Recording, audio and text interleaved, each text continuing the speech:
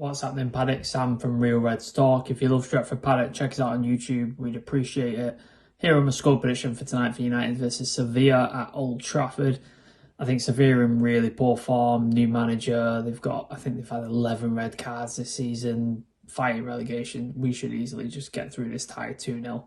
I'm very confident tonight we will go into this game and we will get a win, and I think we will get a 2-0 win today. I'm just hoping if we got the likes of Martial, if Martial does start as well, which I know Eriksen have come out and defended him as well, but I'm hoping if Martial or if it's Weghorst, Anthony or whoever it is, guys, just please get us this 2-0 win. Give us a clear margin to the next leg, so at least we can rest some players for the amount of games that's coming up. But guys, my score prediction is Manchester United 2, Sevilla 0. Please give the Paddock a like, share and subscribe. Thank you. Yo, I'm Monday Juma here for the Man United Agenda. Big up to everyone on the Stretford Paddock. I'm going to do a score prediction. We're playing Sevilla tonight. Sevilla aren't doing too well. Got a new manager only last month, and they've got themselves back up to 13th place in the Liga from relegation zone. So they're just improving a little bit. A few players that are known to us, but they're not firing as they used to when they won 6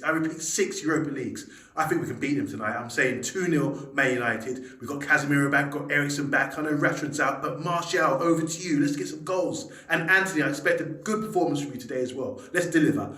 2-0 Man United against Sevilla. Let's go. Back against Sevilla in the Europa League. And we played them a couple of years ago in the Europa League and got beat. But we're better than we were back then, so I'm going for 2-1 win to United. Up the way and up the Paddock. What's going on, guys? Nick here from Real Reds Talk to give you guys a score prediction for tonight's fixture at Old Trafford against Sevilla in the Europa League, the first leg. I'm going to go with a 2-0 win. I think we get it done comfortably. Casemiro and Anthony to get on the score sheet. Sevilla have been in poor form in the league. They've been in poor form in Europe. And despite the record against us and the pedigree in the Europa League, I think we get the job done. And it's very easy night for us. Predict that will be 2-1 for Man United and Bruno Fernandes to score first. Glory, glory, Man United. I predict 2-0. 2-0 tomorrow against Sevilla. Hi, this is Uma with my match predictions ahead of the Europa League clash between Manchester United and Sevilla tonight. I think winning the Carabao Cup has given Manchester United a taste for silverware, not to mention the home turf could give them a huge advantage heading into the first leg tonight. We have already knocked 2 La Liga teams out of this competition, and I think Sevilla will be the third. It is a huge blow that we don't have Marcus Rashford and Luke Shaw available ahead of tonight, but I think Casemiro and Eriksen will both make big returns for United, and I think Casemiro will also make it onto the score sheet. Overall, my prediction is that United will win 2-0 and that Casemiro will be on the score sheet at least once. Paddock match day, Notch here, and once again it's time to prepare the paella, open the bottle of sangria and blast up the flamenco music as we commence the final round of this season's special Copa del Rey bonus tournament. Europa! Boom, boom, boom, boom. There's no Spanish teams left to draw if we get through, so this is the final. All right. Now, lying 13th in the league and out of the domestic cups is proving a bit of a severe season for, Sevilla. But given they're the kings of the Europa League, then we'd better be ready.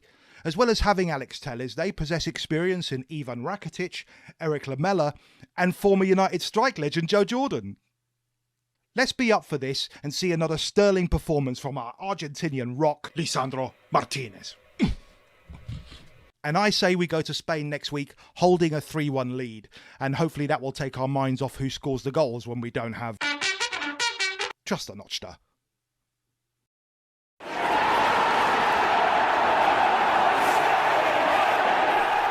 Hello and welcome to Stretford Paddock. This is the watch-along for the huge quarter-final, Manchester United versus Sevilla in the Europa League. Well, I'll say it again. Quarter-final. I'm joined by Ronaldo Brown. How are you? Of course, it's a huge one. These are Europa League giants. Yeah, they are. These are the Real Madrid of the Europa League. They actually are, aren't they? And I'm joined by Scott as well. Is that how we're selling it tonight? Yeah. I think so. Yeah. This is the Alan Titchmarsh. You know what Alan Titchmarsh is to gardening. Sevilla are to the Europa League. Nice. Yeah, that's what I'm going to go with anyway. How are you doing? I'm really good, man. Had a great day at the beach and stuff like that. But yeah, lovely. Wales. What beach? Oh, Wales. I say beach. It's more of a swamp. Yeah, a bog. Yeah. Thank you to everyone who sent your score predictions and your pre-match predictions in. If you want to join them, if you want to be part of the channel, make sure you send over your little intro. It can be anything from a 30 seconds straight down the camera, or these huge mystical productions that Notch puts together every week. I'm absolutely loving for it. But just send them into paddockmatchday@gmail.com. Film yourself. Send it in, and we'll get you featured at the start of the show. Thank you again to everyone for sending them in. Straight away with the team news. Let's just get straight into it. First name I want to talk about, Casemiro. The back four, back five, we'll get to Wan-Bissaka in a minute, but the real first piece of intrigue here, we are seeing Casemiro for the first time. Is this since the international break that he's played? I think it is, isn't it? This is the first European game since the international break.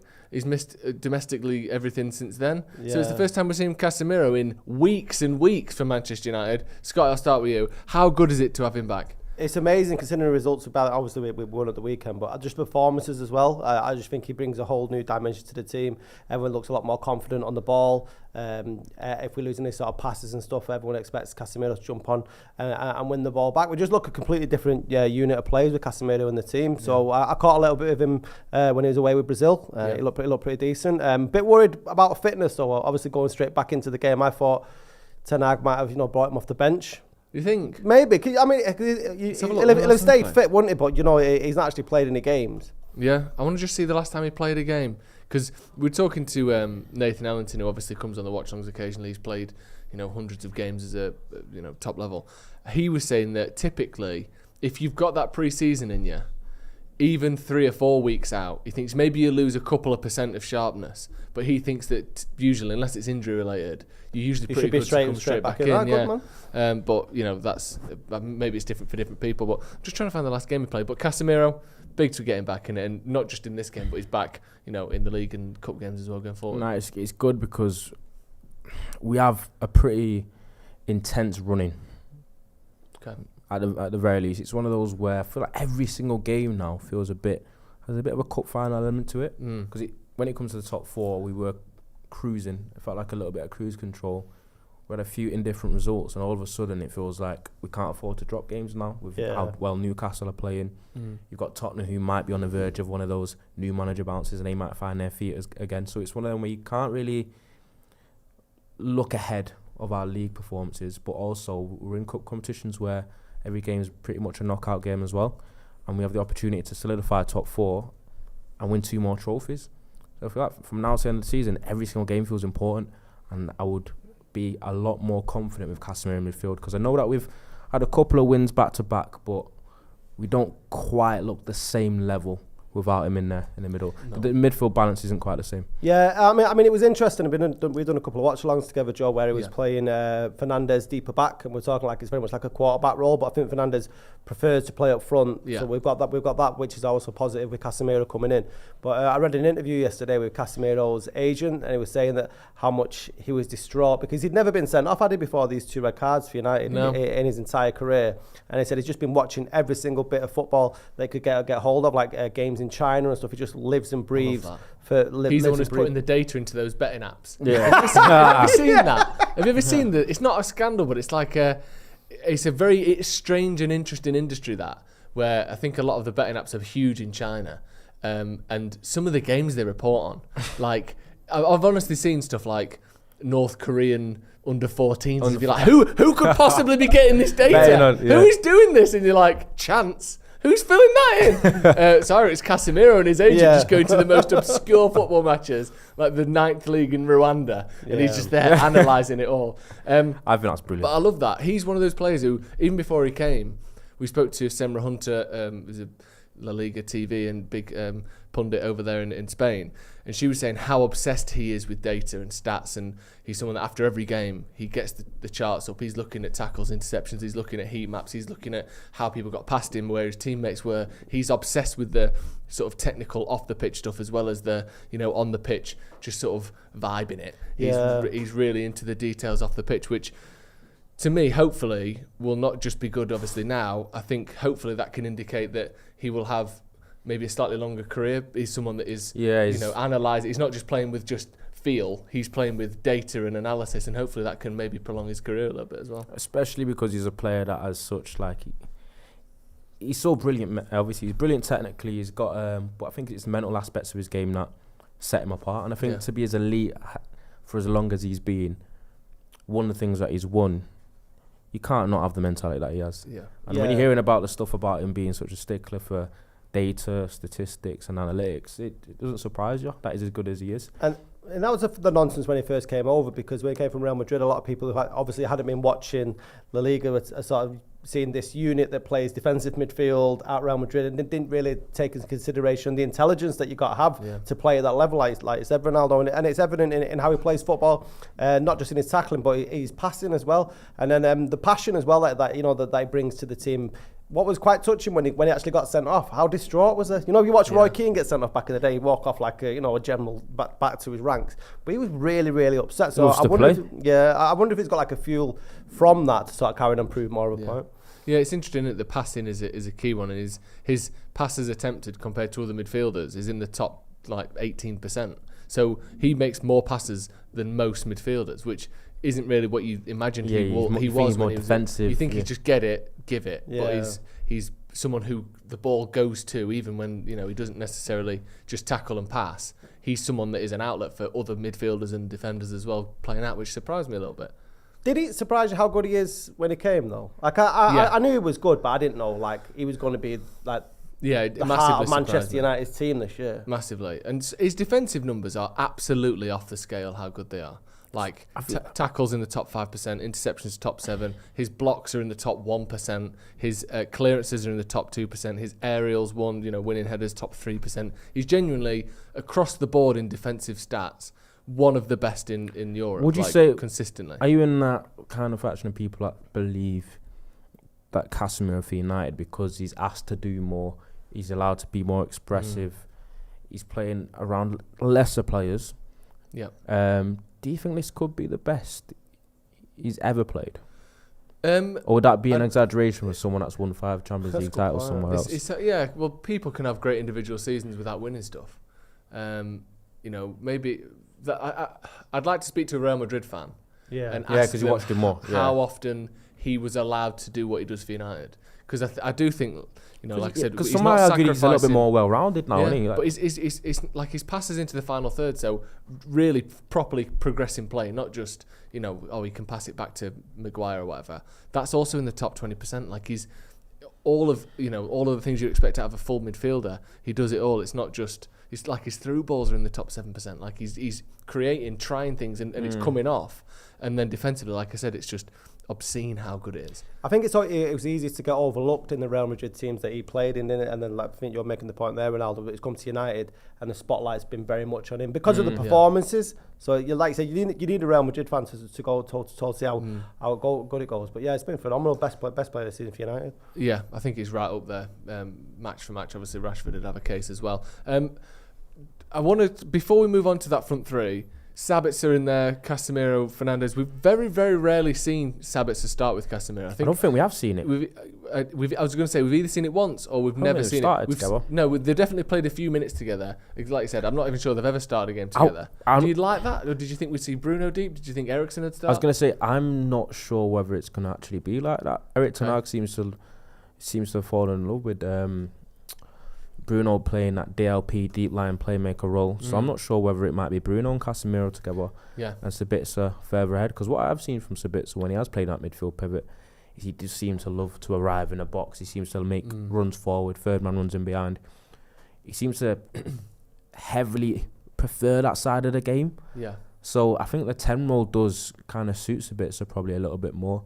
He's a very different type of 10 to Bruno, but he's shown that he can be effective there. Yeah, he's a bit more sort of physical, isn't he? He's like throws himself about a bit more than I know. Bruno runs. He's not the same kind of creator. Fly into tackles like Sabitzer does. He's not the same kind of creator, but I think he's a little bit more. Bruno doesn't make the same amount of runs in behind. Yeah. Well, we were looking at Bruno's stats, and we did a full video on it, me and Jay, the other day. But some of Bruno's stats against Everton, and I think on average, Scott McTominay, certainly in the right ballpark. I don't know if it's exactly this percentage, but this number. Scott McTominay makes around 35 passes per game. He attempts 39 and usually completes around 35 in that ballpark, certainly in the 30s.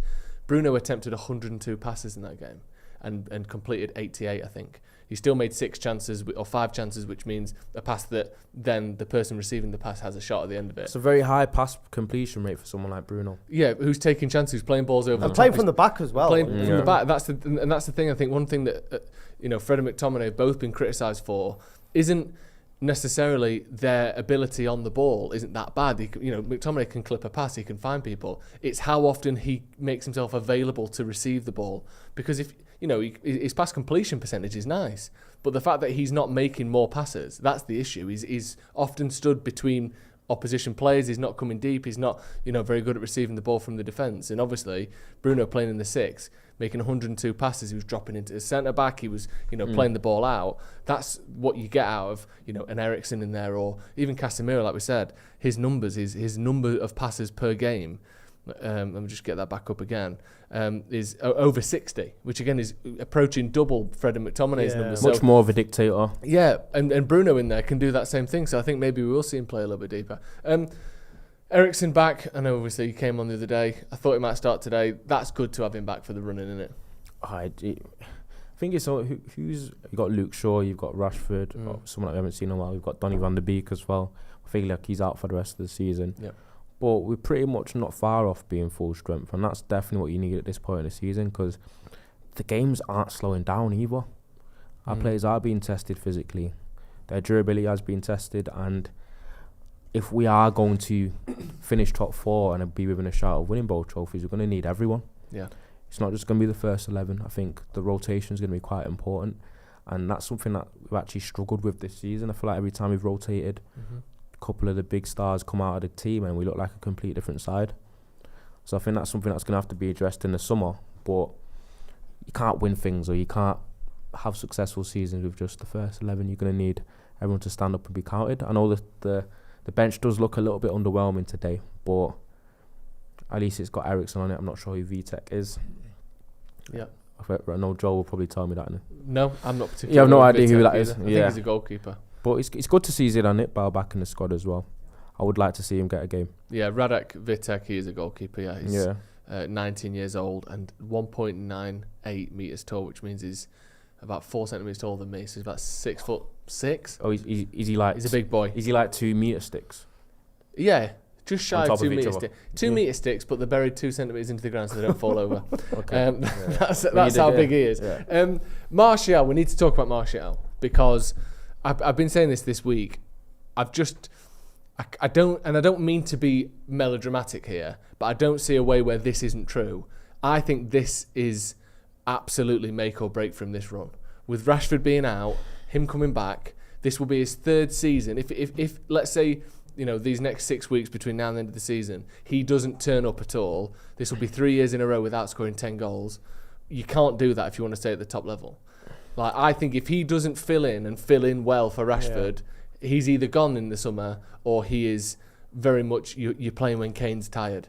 Like, if he wants, I think that looks. That might be the case anyway. It might be the case anyway. But this is make or break for me. This spell for Martial. Do you agree? Yeah, no, it certainly is. And I think I mentioned on the watch along at the weekend is that whilst nearly every single Man United fan and player will be gutted that Marcus Rashford is out, somewhere in Anthony Martial, he's got to look at that as a blessing for him. It's a silver lining that this is now a golden opportunity that he may not have had if Rashford was still fit. So he's got to grab this by both hands. And I don't think it's just Martial's career that's on the line during this period when Rashford's out. It could be Manchester United's season because of how reliant we have been on Rashford for the goals. So if Martial doesn't come up with them, we're not scoring too many from anywhere else. So there's a hell of a lot riding on it. The evidence suggests it's not going to come off. Yeah. I hope I'm wrong. Yeah, me too. What do you reckon, Martial, these next few weeks, especially while Rashford's not there? That goal-scoring pressure is going to be put on him, and him, Bruno especially, but Martial is the number 9. I believe Martial's within a shout of staying as a little bit of a bit part role. Gabriel Jesus at City. Yes, because we are in need of a marquee striker anyway up front. Yeah. But we only have 2 strikers currently at the club. Weghorst, who looks like he probably isn't staying. Martial, who United have rumoured that they do want to sell in the window. That's 2 strikers out. We can't go into next season with anything less than 2 strikers. Yeah. I think it puts a little bit more pressure on the transfer window if we do get rid of both. Yeah. So, in my opinion, I think Martial finishes the season strong. He might be able to stay as a little bit you play when the marquee striker gets tired. But the only issue with that is the wages that Martial's on as well. Yeah. I think for someone to be a backup striker on what he's on, I think that's more of the worry. Do you think Martial would want that though? Like how old is he now? 27? 27, yeah. Like, is he going to want to be a bit part player? I think what he's just said there is going to play a massive role. If he leaves Man United, who is paying him like anything close to what United are paying him? Assuming the reported wages are true, of around, I think, between 2 and 250,000. That's the rumour, isn't it? Let me get some a rumour and a source. So at least if we can quote someone if it's wrong, that we're not just making it up at least. According to spotrack.com, which is a pretty good, actually, one I've used in the past, a website that tracks contracts, not just football, but NBA, women's NBA, hockey, NFL. They're sort of comprehensive football finance website. So here's who I'm quoting here for this one. You're looking, they are quoting him as having £250,000 a week as a salary. So it's going to be somewhere in that ballpark, I would have thought. The stature of team that would want him for how good he is not paying him half of that. He would struggle to get 200 grand because where's he going? He went to Sevilla last year, didn't work out. So it's going to be someone of that level who's willing to take a punt. I think you're looking at a Roma, a Lazio, a Lyon, a team of that quality. Yeah, where probably back to France. But it's not going to be PSG. And if it is, he's going to be Mauro Icardi in it on the bench most weeks. Do you know what I mean? I think for his own sake, if he's thinking about his career, not just on the pitch, maybe he would be up for that. Stay on the wages he's on. Even with Kane playing, you're probably going to get 25 appearances a season. That's not bad if you're winning trophies. Maybe I'm just a romantic, and if my football career had taken off, I'd always want to be playing football on a constant basis, and that would be the priority over a pay packet. Yeah. I obviously people have different sort of ambitions and motives for the future and stuff, but 27, that's your peak. I just don't know if it was me and if I was in that shoes, I'd want to stay on. Well, that's the question. I'm not saying yeah. That's the question he's got to ask himself now, isn't it? Do you think Tottenham would take him?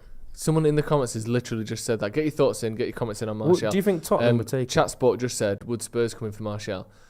What, as a sort of part exchange? I think like WeBuyAnyCar.com. I think I wonder whether there's a possibility that we could buy Harry Kane, but give him Martial and it lowers the fee. Part X.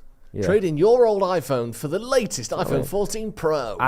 Trade in your old striker for Harry Kane. Nah, you might, but Tottenham might scoff at it. But I'm thinking. What are you saying? It's either 75 million. It's either that, or he leaves for free soon anyway. 75 plus Martial. I think they're taking that. 75 plus Martial, and then obviously you budget wise. You've got a little bit more to kind of spread elsewhere because it's a lot more than a striker. We need strikers, obviously the main priority, but we do need a midfielder. Yeah, possibly another fullback. You've got keeper, which. But could if it's be an like issue CEX, what if we're going to go in and like trade our old game in, and they're like Martial, what's that party exchange? 5 mil. You're looking at 200 grand. Sorry, that's the best we can do. We can take that. You can have that in Spurs store credit if you prefer it that way. We can get 500 grand in that. You can spend that on any player you want. Has anyone ever got a good deal there? What, in a part X? In CEX? Oh yeah, CEX. No, absolutely not. The only good thing about CEX is it's all used stuff, but you get a 2-year warranty when you buy it. They're quite good to buy from. They're awful to sell to. Anyway, that's just my opinion on that. CEX, also known as Sex, if you listen to the way they pronounce it on the advert. But I think they do that to be wacky, so people repeat it. Yeah. North K with a super chat says the Washington Commanders just sold for $6 billion. Should we be concerned that the Glazers won't sell for less than that or ask for more? It's about the same. $6 billion is about the number that we've heard as rumoured for what Sheikh Jassim and Jim Ratcliffe seem to be approaching. It's around £5 billion. They are the rough area that the bids seem to be. Are we worth more than the Washington Commanders? I didn't know that about the Washington Commanders. Just happened today. We are definitely more. Manchester United are worth more. Do you think? I know NFL teams are worth a fucking huge amount, and their TV deals, the deals that they have over there are insane. But I'd say probably around the same. Isn't the most valuable franchise in the world is the Dallas Cowboys? Yeah, supposedly. But the other thing to remember is, and I don't know the finances of the Washington Commanders, so correct me if I'm wrong. When you buy Man United, you're also buying about 600 million to £1 billion worth of stadium revamp. you're also buying 600 million quid's worth of debt. Yeah. So if you took those things off, if Old Trafford was up to date, if United wasn't in debt, they might get 7 billion for us. Yeah. But the new owner is taking on, Radcliffe, and obviously Sheikh Jassim has said he wants to buy everything. But even Radcliffe, I think the rumours are that he's going to clear the debt. So you're buying 6 billion for the club, but then 6.8 billion before you've even got a functioning team that isn't in any debt. So I think once you factor that in, the outlay will be much closer to 7 or 8 billion quid than it will be, 5. So I think that's fair enough. There's a Washington Command's roof leak. Exactly. Does the roof leak? Is their training ground 20 years old? I know, yeah. I would guess not. Do you think? I think they're going to get what they want at the end of the day. I can't see either Sergio and Ratcliffe or. Can you actually see where what people are worrying about? Where is they just don't sell and have everyone on? No, I just can't. I mean, things It'd be are mad bad if they anyway. did that. Yeah. Everyone would go ballistic, wouldn't they? I mean, if thought the Europa League the Liverpool, European Super League protests were bad, then I think it'll just go another level. Yeah. Jacob Morris says, hate it, but feels like eventually Casemiro gets suspended. Sorry, it feels like an eventuality that Casemiro gets suspended for the next leg. If he gets booked tonight, he's suspended for the second leg. Just don't get booked.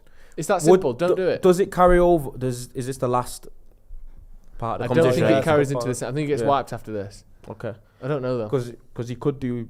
If we're 3-0 up, get booked. Get booked. He could do a Sergio Just don't Ramos. get sent off. Could do if he did carry on, he could do a Sergio Ramos, and yeah, just getting booked on purpose. Yeah. People saying that the bids for United are including the debt. Okay, well, either way, you still got a stadium revamp that needs doing, and potentially a couple $100 million on a training ground as well. So there's still factors in there that and the Commanders Glazers won't have. Hair transplants. Yeah, they're going to cost a lot. Yeah. What did you make of the guy who's pulled out this week? Was it the Swiss bloke? But not Finnish he was. But the comments that he made afterward that he put on Twitter about him saying that they're preventing Manchester United going into next season because they're delaying it so much. Do you think if it's going to take this long, it is going to be problematic? We're talking about investment up front. Yeah. And in the team, obviously in the stadium and stuff. If it's like I think around the transfer window time, it's got to get worried there. What I would assume is whoever's buying United, they are willing to spend money in the transfer market. And so it's not like, it depends who we buy. If it's Joe Smith who buys them, then we're not going to have any money because he ain't got any money. Whoever buys us, we're going to have money. Yeah. So we will draw up a list of people. I'm sure we'll approach them. United at the minute are only spending money that we make anyway. We're not spending the Glazers' money. So I think that I would assume there's hopefully no situation where we've got no money in the summer because we're just can't. The club is still running as the club that it is. Yeah, but the people owning the money that are releasing it to play. Yeah, but either the Glazers release it, which they've always done. I assume even if the Glazers are still there in the summer, that we'll buy players because. But maybe not the caliber that if Qatar was in. So what I'm saying is, if say but that's the other thing is, let's say Qatar come in, they can't just spend 600 million quid in the summer because we're rich now. You've still got to adhere to financial fair play. They've got to boost our earnings before we can start boosting our outgoings. So I think that regardless, we're probably going to have about 150 million to spend. If Qatar were the new owners, that Ten Hag would be given quite a huge.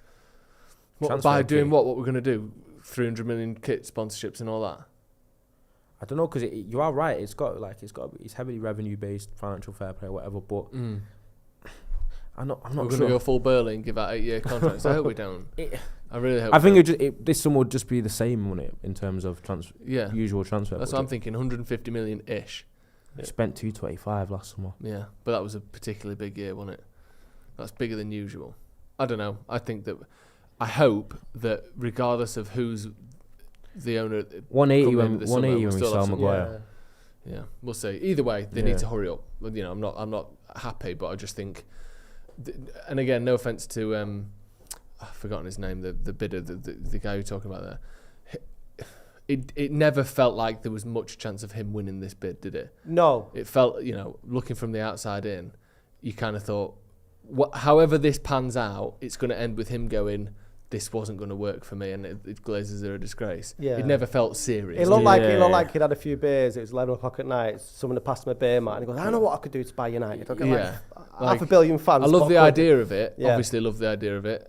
But it felt inevitable that it would be one of Sheikh Jassim or Jim Ratcliffe. Like that. It's been like that from the start, isn't it? He was just kind of like, Who's waiting for a good time to back out. Boosting his profile. Maybe. I'm not accusing him of that, but no one really thought he was going to buy Manchester United, did they? Martin Ahmad Mansour says, let's go ETH and his big sexy boys. Yeah, absolutely. Jed's Dead Baby says, only concern is... Big in what way? Pardon? What? Big sexy. I just think big in terms of footballing stature. Yeah, probably. And I was just checking. And trouser. Only concern is that the front three is slow. Interesting. People think Martial is quick, but he's actually not. Sancho isn't quick, and Anthony always cuts back on his left. That is what I was going to do. That is actually one of the things I wanted to discuss. With Rashford being injured in the next few games, do you think it's a huge problem that going forward, like has been mentioned, we lack a little bit of electricity in terms of Sancho, Anthony, and Martial are all very one-paced players. Yeah. They don't have the same kind of transitional pace as Rashford. They don't have the same kind of threat in terms of in behind. Three players that don't run in behind at all, really. Yeah.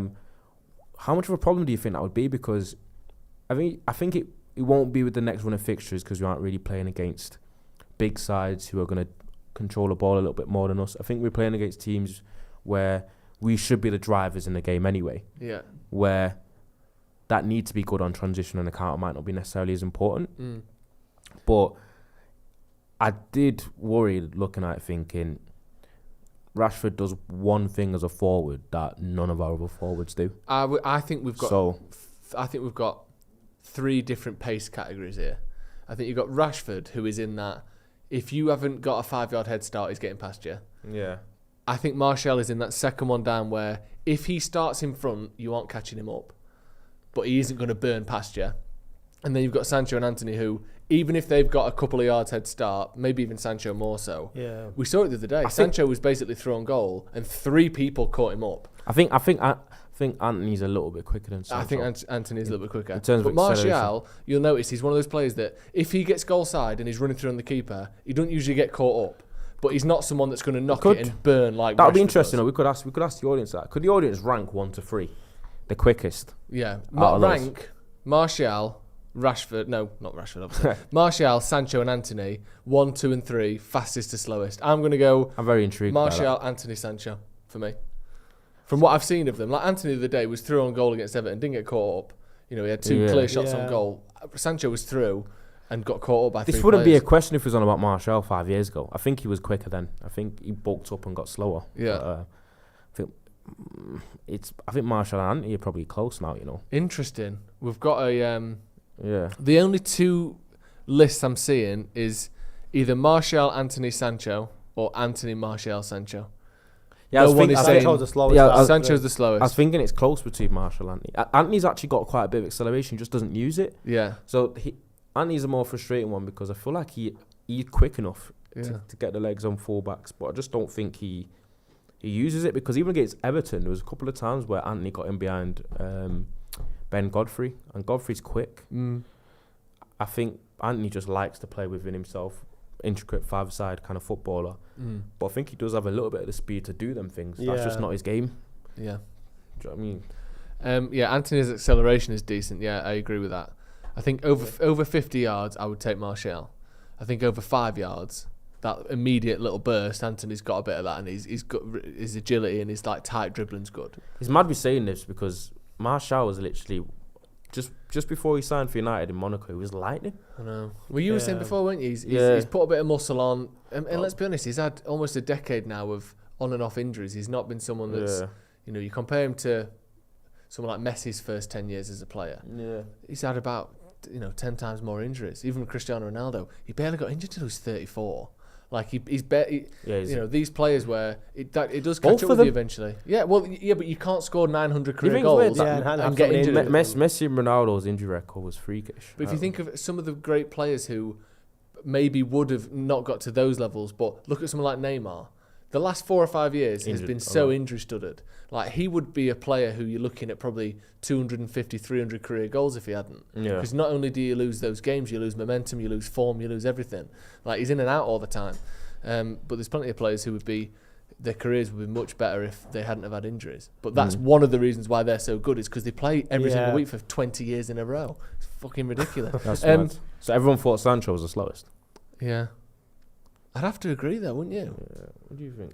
Yeah, I think so. And I think because of the style of Sancho's play when he's got the ball, he likes to cut inside. He's not usually seen bombing down the wing in the same sort of way that Anthony is. So I think his style of play, running with the ball, he is more like cutting inside and passing that way.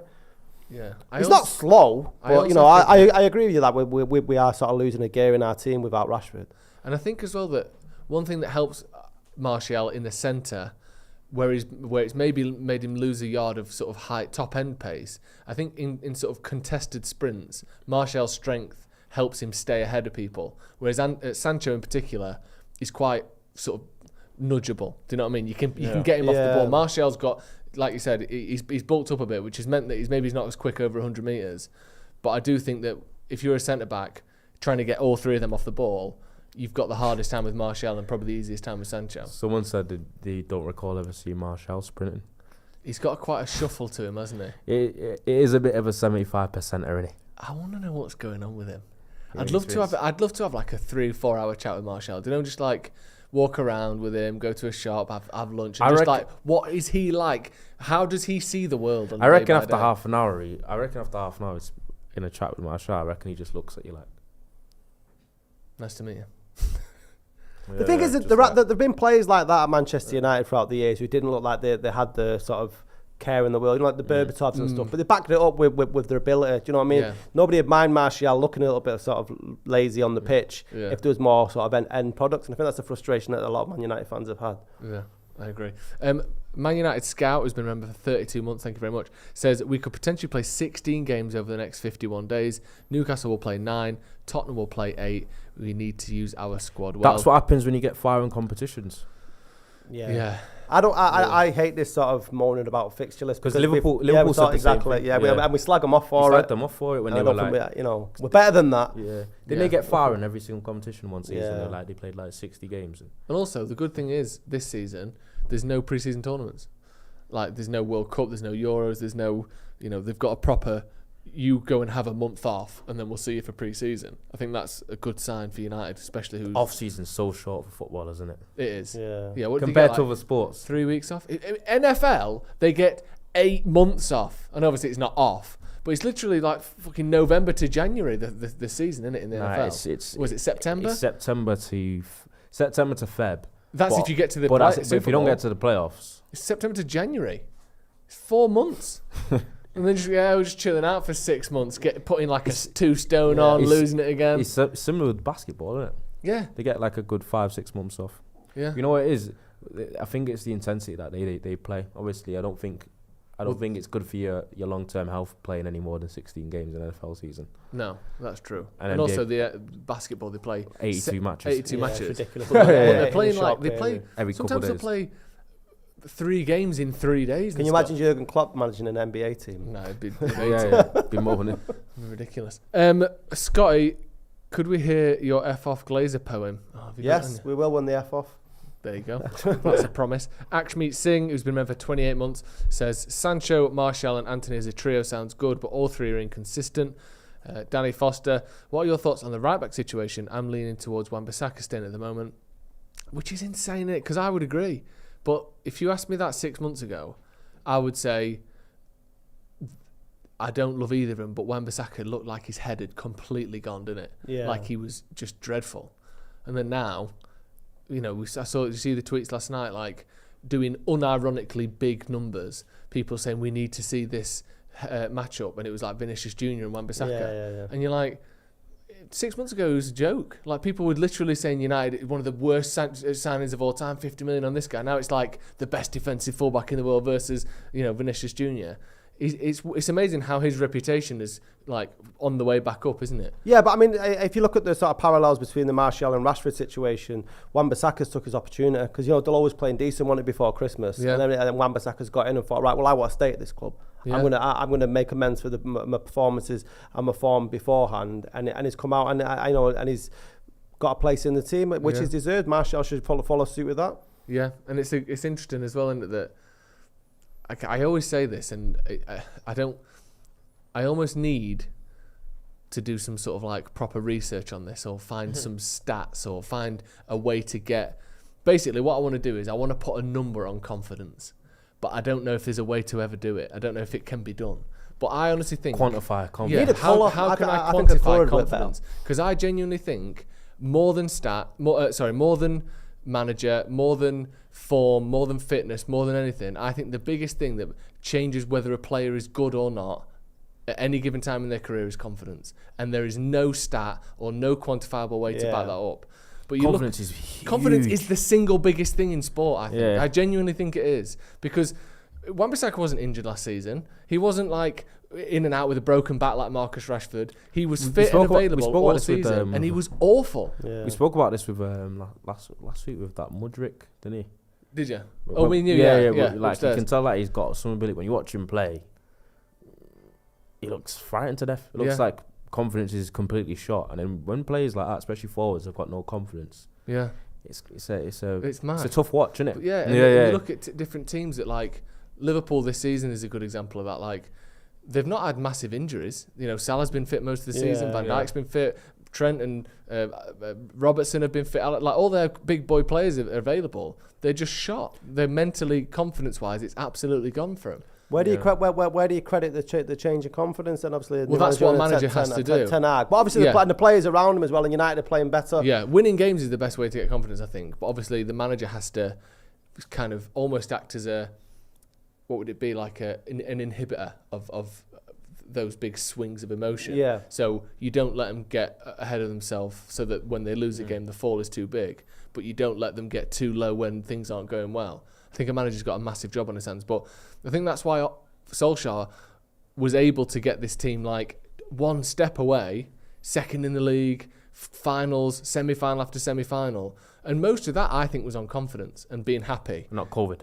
And no, I don't think it was COVID, because everyone had COVID. I don't know why that would benefit Solskjaer more than anyone else. Because I write that season off because Liverpool won the title. Well, okay, if you want to do that, I'm more than happy to drop Liverpool's title. But I think confidence can get you really far. Yeah. But eventually you need tactics and little bits to take you, over the edge. But I just think Wan-Bissaka playing with confidence is such a better player than he is without. JXTXM says my favourite three Man United fans all in one room. Can we win our first Copa del Rey? It's mad how many Spanish teams are playing, isn't it? No team has ever played 4 teams from the same country in a single European season. Did you know that? Never knew that. Is this the last one we're going to face now before we win the thing? Is there any left? I don't even know who's left. Europa League teams. Surely not if we've knocked all of them out, really. No more Spanish teams. What's the point then? So it's Feyenoord, who just beat Roma at home. Well, Feyenoord were at home 1-0, which is the sort of result that I reckon Jose Mourinho will be happy with that. That's all right. Yeah. Feyenoord, Juve, Bayer Leverkusen, United, obviously, Roma, Sevilla, Sporting Lisbon, and Union Saint. There's a couple of there's a couple of transfer links we can get, though, isn't it? Like what, that little cockchew? Pardon? Cockchew. What's that, like a sweet? Yeah, very a unique flavour. Yeah. Unique flavoured gummy sweets. New cockchew from the creators of the Haribo Star Mix. Yeah.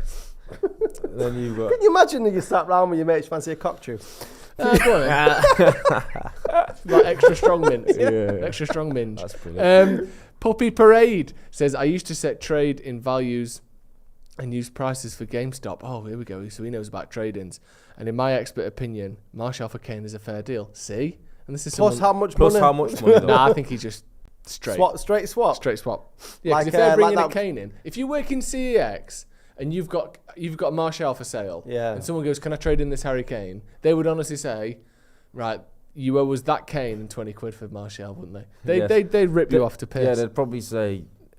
They'd probably charge more just for the audacity. Yeah. Swap deals never work though, did they? I can't remember United, Mkhitaryan, Sanchez, and obviously that was brilliant. But I can't remember too many other swap deals that have come off for either side, really. Swap deals. There's a question for the people watching. What's the best ever swap deals? Deal? Eto'o for Zlatan. That worked out. Inter Milan, Barcelona. Was that a swap deal? I think Barca gave them Eto'o and 40 million for Zlatan. I think that probably worked out for both. It certainly worked out for Inter. What, and Zlatan went to Barca? Yeah. But Zlatan didn't have a good career at Barca. No, but it worked out for Inter. Oh, yeah, that's what I mean. Is Anthony all right? Why? He's gone down the tunnel on his own. Do you think that could be to get changed and play football? I'm just concerned, man. It's because he's slower than Martial, that's why. Cole and Gallas, that's a good one. I forgot about that. Oh, yeah. That worked out for both, was didn't decent, it? wasn't Cole it? was great for Chelsea and Gallas was Arsenal captain. Decent, that. Yeah, not many. Although, some saying Anthony gone down the tunnel. Back problem. Fuck. Keep an eye on that, please. Can we get any updates on that if possible? There's 3,000 people watching, only 200 likes. Let's get to 1,000 likes. Watch the vid, click like. Come on, I always ask, but there's 3,000. Hopefully he's run down and gets a little back rub and he tries Anthony it out. injured. Fuck's sake. Is it confirmed? Like, I don't know. Don't know what they're saying. We've got our best men on it, which means we'll probably get some sort of information just after I didn't know you were kick-off. getting married. Didn't get married. Yeah, Callum's doing the speech. Ulrich Jude says, forgot this was live. It's been a long day. Hope I can stay up. We're going to miss Rashford a lot. Hopefully Tony, and Jaden combine well for us. I like that. Anthony hurt his bum. Back issue. Oh, fuck's sake. It's just everyone who's looking frantic. Tell him to there. deep heat it, man. Do we know if he's not starting, or do we know if it's just a bit of He would play. He would start right wing. Would he Palestri, Alanga? No. Let's get radical here, guys. Or would he put Vegos? Yeah. Huh? I think he pops One, Vegos. but Martial out. Sancho on the right, Martial on the left, I think.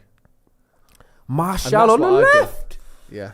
2017, 2017 again? 2016. Not the good old days. Okay, no. Anthony has appeared to hurt his back in the warm-up. He should be alright to start, and that is according to the MEN. We've got an article here, the top 10 biggest swap deals in football. Oh, great. I'll tell you what, I'm quite happy with myself remembering that Eto's Zlatan one. And it was 45 million plus Eto to Barcelona. What year was that? Sorry, to Inter. 2006. 2000 and I think it was later than that. It doesn't say on here. I think that was 2009, but I'm guessing 45 mil back then. Yeah, what do you reckon that's big now? money that. Oh, that's probably 90, 100. Yeah. 80 mil. Yeah.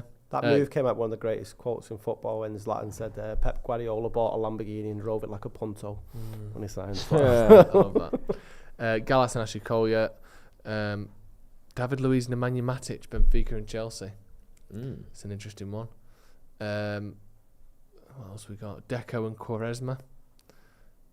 Michael Owen and Antonio Nunez. That seems a little bit uneven. I didn't know that. Did you know that? Newcastle. No idea. No, Liverpool. Oh. Michael Owen moved to Real Madrid in 2004 for 8 million plus Spanish midfielder Antonio Nunez. No. I didn't even know he was part of that Keith deal. Gillespie and Andy Cole. That was a swap deal, wasn't it? And a couple of mil. I'm sure it was, wasn't That's it? 7 mil for it, and then we give him Keith Gillespie. Surely. Roberto Carlos and Ivan Zamorano into Real Madrid. One of the first signings of the Galactico era. Zamorano was a player though as well. Was it? Striker, yeah. Don't remember him. Right, Oh, we've but when I got was 10 minutes till kick-off. Talking about the links, obviously Leverkusen got Frimpong, Jeremy. Yeah. Cockatoo. Yeah. We've just seen. That does genuinely sound like a dog treat, doesn't it? Because I know you can buy bull's penis for dogs to eat dried. My mate used to sell them. I don't even know if Bull's that's the right penis? pronunciation. Yeah, it's called pizzle. How would you pronounce it?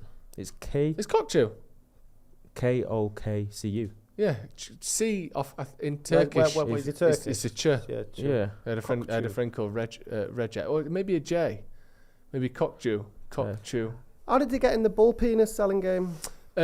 She opened a dog chew / dog treat kind of Instagram page over lockdown. Over lockdown, so Did she was very selling well. Cock down. He's the best. As it was dubbed in her best household. best entrepreneurial time. But it's good though. Yeah, dogs love it. Could sell anything. Yeah, ragging about an old bull penis. Danny says, Wan-Bissaka, one of the best one-on-one defenders I've seen, but he's evolved going forward under Ten Hag so much, I think he offers more than Dalot overall now. Keep him, add Frimpong. He was a huge talking point last night, Wan-Bissaka saying, because everyone watched what Vinicius Jr. did to Reece James. Never seen anyone do that to Reece James. No. So everyone's saying that Wan-Bissaka might be the only fullback in the world that could handle him. Would you agree? I'll be honest, I thought Kyle Walker did a good job on Mbappe in the World Cup. I know he didn't completely nullify him, but... I'm on about Vinny though. No, I know, but I'm saying. Yeah, so yeah. I think Kyle that Walker maybe could Kyle do. Walker could do a job on Vinicius. Although Vinicius Junior is more of a tight dribbler than Mbappe, isn't he? Mbappe's a bit more knock it and run, cut back and go to the far post. I think Wan-Bissaka might get. The one thing that Wan-Bissaka worried me with was against Phil Foden. He looked poor, but that was when he was in his dark period, wasn't it? But Phil Foden had the better of him last season at the Etihad. Yeah, I think Vinny is the best 1v1 player in world football now. So it'd be interesting to see how. I'd love to watch him against Wan-Bissaka. Yeah, me too. I think because that's basically best on best. Is that a possibility? If we win the Europa and they win the Super Cup? Yeah. Oh yeah, of course. Just a few stats on Wan-Bissaka that I want to have a look at, because obviously people are talking about how he's improved, and I want to do a little bit of comparison in some stats from this season to last season. So let's have a little look at this season's Premier League compared to last season's Premier League, basically. So if you're looking at his assists, expected assists and expected goals, which I think is a decent stat because obviously whether people put it in or not, he's making chances. Last season, you were looking at 0.06 expected goals and assists per 90. So that's what a goal or assist every 20 games, basically. Was Sanchez Mkhitaryan a swap? Yeah. Yeah. That put him in the bottom 11%. This season, he's in the top 23%. His shot creating actions, again, his ability to create things for others, has also gone up. His expected assists has gone up. His expected non-penalty goals is a lot higher than it was before. His attempted passes are about the same, actually. His pass completion has gone up. He's performed more like a former winger. Yeah, exactly. His touches in the opposition penalty box have gone way up. He's now in the top sort of 17%. Even his defensive stats have got better. The only thing that's gone down slightly is his tackles, but his interceptions are better. His clearances are much better. Like a lot of his on the ball stuff is far superior to last season, and even his defending is just as good. Yep. Which to me is a really good sign, because that's genuine, noticeable, noteworthy improvement there in his attacking and sort of passing stats. Still missed an open net of the weekend. He did miss an open net. And how awkward did that look? Did that look like some? His body. If you shown someone just that one clip and you said, "Is that professional football? Yes or no?" No, I'd say it was someone that works here. Genuinely. I'd score that. Yeah, I think I was on his left foot. I genuinely would trust myself to put that in the back of the net from there. But he's not. He's a professional footballer, and I'm not, so I'm probably wrong. But that's good to see, innit? Genuine improvement in on the ball and his sort of output as well. How much do you think he benefits from playing alongside? Well, obviously with Martinez, we've got a better defence this year than we had last year when he's playing alongside the likes of. I think as much as that, and I do think that's helped. I think having an outlet in the centre in Casemiro is probably right up there as well in terms of how he's been helped. So I think one thing that he always struggles with, if you give him the ball and a tricky out ball, like let's say it's McTominay sort of behind someone, or someone goes long down the wing and you expect him to find a good pass under pressure, he's not very good. But if you've got Casemiro dropping really close to him or dropping between the centre backs, he can find that. So I think that he's always got more of an out ball with Casemiro finding space in the middle. I definitely think that's probably helped him. But Martinez as well. Not relying on McFred to receive the ball off him. Because the thing he always used to struggle with, I love how they become one entity. They are the same. I think I always used to say that the thing that he was at the worst at, I think his actual crossing is decent. I think his actual final third stuff was bad, okay, but it was between the edge of our box and the edge of their box where he really struggled. I think the build up stuff was dreadful last year, but I think that's a lot better now because he's got better players to pass to. Do you agree? I don't know. I feel like I want to see it for a longer period of time because he has been injured quite a lot this season. He's had good spurts, but I'm out of being like conned over short spurts or purple patches. I want to see it for a sustained period of time. I want him to see if he's still here again next season. I would like to see it progress and move forward because he's at the age now where people should be kicking on to their primes. How old is he? 25? Around that age. This is when he should be refining his game anyway. So I'm not really too excited about it. Sorry, we've got 4 minutes till kick-off. Give me your score prediction in the comments. Who's going to score and what's the score going to be? So give me 2-1. Rashford and Varane to score, for example. Scott, I'll start with you before we get to the comments. Is Anthony playing or is it? Anthony is playing. There he is, looking the warm up in the lineup. Sevilla aren't doing too well either. I think the 13th in La Liga. And in case you're wondering, Martial's wearing gloves. Go on, sorry. Right, okay. I'm gonna. It's only 14 degrees. You might need them. I'm gonna go against my gut feeling, and I think Martial might bag a couple tonight, and United win comfortably 3-0. What's your gut feeling? You said that you're going against it. We'll probably be relying on Vegas at 0-0 the 89th minute. 3-0. Let me get some comments. Duffington, 2-0 United, yeah? Steve-O, 2-0 Sancho brace. Jet Life Pilot, 2-0 Anthony and Martial. We've got Ulrich Jude saying Marcus surprise hat-trick. Very surprising. Parazon says 3-1 United. Jim Max says 3-0 Anthony to get a brace. Truffle Pup says 1-1. Ronaldo? What? Truffle Pup. Truffle Pup. It's a great name. I'm going to go... It's a great website. Yeah. Trufflepups.com. I'm going to go 3-1. I will say 3-1. I think the goal scorers will be Martial, Bruno and Sabitzer. Love that. On that note, Fat Belly 27 says 2-0 Sabitzer and Bruno. I wonder what the 27 stands for. Fat Belly 27. Fat Belly's quite. That's the stone. Oh, nice. I hope so. That is a belly. Yeah. Anonymous says 10-3. Clayton M 3-1. One for each of the front lads. I think we might see some unusual scorers tonight. Hope so. I'm gonna go. Now I've seen the lineup. I like the lineup. I wish Ericsson was playing, but he's obviously not ready, so that's okay.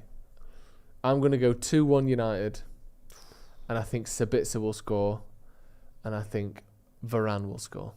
That's my prediction. Do you think that's been some sort of like message from Eric Ten Hag, obviously with Rashford being out there? We need to start. We needed it all season. Everybody else will start chipping with the goal. Bruno can get suspended as well. So. But now more than ever, we need more people to be scoring that outside. Well, like after the League Cup final, we didn't score for 3 games in the league because Marcus didn't score, and then the game after that we win. What was it? 1-0 against Brentford, and it was because Marcus scored. Like, we can't keep only relying on Marcus Rashford to score goals or United don't score. You know, look, they've got what? They've got 90-year-old Rakitic in midfield. 35, actually. Is he still playing? Oh, yeah, big time. Yeah. Should we go through Sevilla's lineup? Yeah, their lineup's interesting because they've got, like... I know one of their players. Show off. What, as many as one? Bloody hell, you're basically an expert. He's not starting, though. So we've got Marco Dimitrovic, a.k.a. Bono. Then we've got Montiel, Nianzou, Marcao, Acuna, Gudej, Fernando, Ocampos, Rakitic, Oliver, and Lamela. Ocampos, he was very much a Football Manager wonder kid. Do you remember him? Yeah. Lucas Ocampos. Yeah, and he's got a brother as well, I believe. They've got Jesus Navas on the bench. He tore us a new one a few years ago, didn't he? Do you remember that? Yeah. When he was very good against us. They're far from that team that they were. Jesus Navas, Brian Hill. Got Suso on the bench. Here's a stat. Bono becomes the first member of U2 to play at Old Trafford since Adam Clayton for Middlesbrough in 2016. There you go. Nice. What a stat that is. I wonder who the producers have stolen that from because there's no fucking way they came up with that themselves. Bono. So apologies to whoever we haven't credited for that tweet. We've kicked off.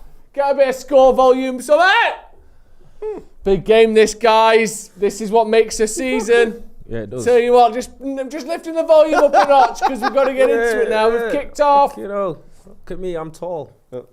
Here we go. Look at this. I'm tall, man. Come on, Sevilla. Come on. No, got get this. out. Come on. Hey, just because Arsenal can't compete in European competitions, Exactly, you have to kick off with us. But seriously, guys, like, what do you reckon?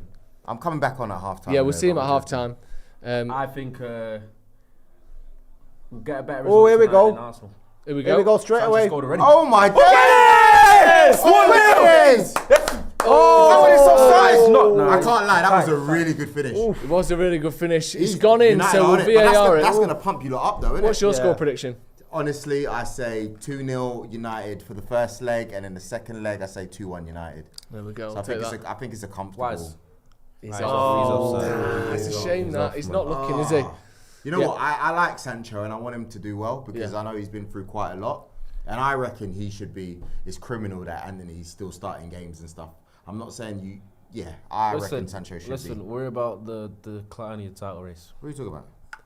What, being first? Have you seen the table? Yeah, but it's not in your... It's in Sad, City's yeah, hands it as is, well it now, is. though, isn't it? Come on. That's the only OT's issue. rocking tonight, isn't it? It's looking good, isn't it? You'll be there after the game? I'll be there after the game, doing some 5 stuff. Getting and stuck probably in. Rio, yeah. Pretending to be a United fan? Nah. I'm gonna be neutral tonight. Okay, we'll take that. Fair enough. Neutral tonight. Thank you for popping on. Exactly. We'll hear more from Joel at half time. Casemiro fancied the game. Anyway, you can talk about half time, innit? We can. Wait, who's should be up? Listen, wait. Ronaldo's kicked you off, mate. Red card, man. Who's party playing tonight? What's Joel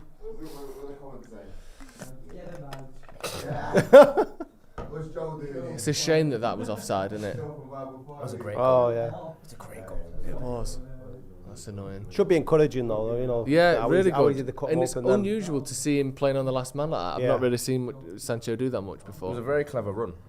Yeah, it was. Just winning the ball immediately. Good start that, though, from United. Martinez. Come on. Who's that? Malassi playing almost centre mid.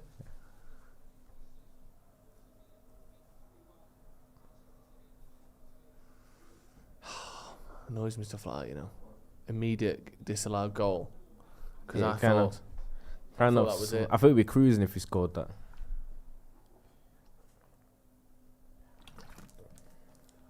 I wish we could see that again because I didn't get a good replay of that. Oh, see, good look at turn, that. Go on, Anthony. Oh, back problem there. Keep the ball. You should batter Acuna, though. Oof. Acuna Matata. Yeah. Really good that from Anthony. Notifications off. Proper like a mum in the cinema that Yeah. way. After the film's already started, she's turning it on silent. That. Yeah. Full brightness as well. Phone down there. Yeah. Putting the glasses on. Just put it on silent.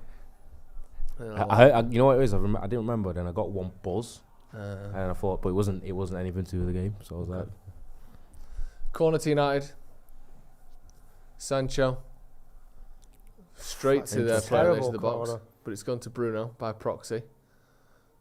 Go on, well done, Anthony's on. why did he not just swing it in with his right? Why did he want to be so clever? We had an overload in the back post as well.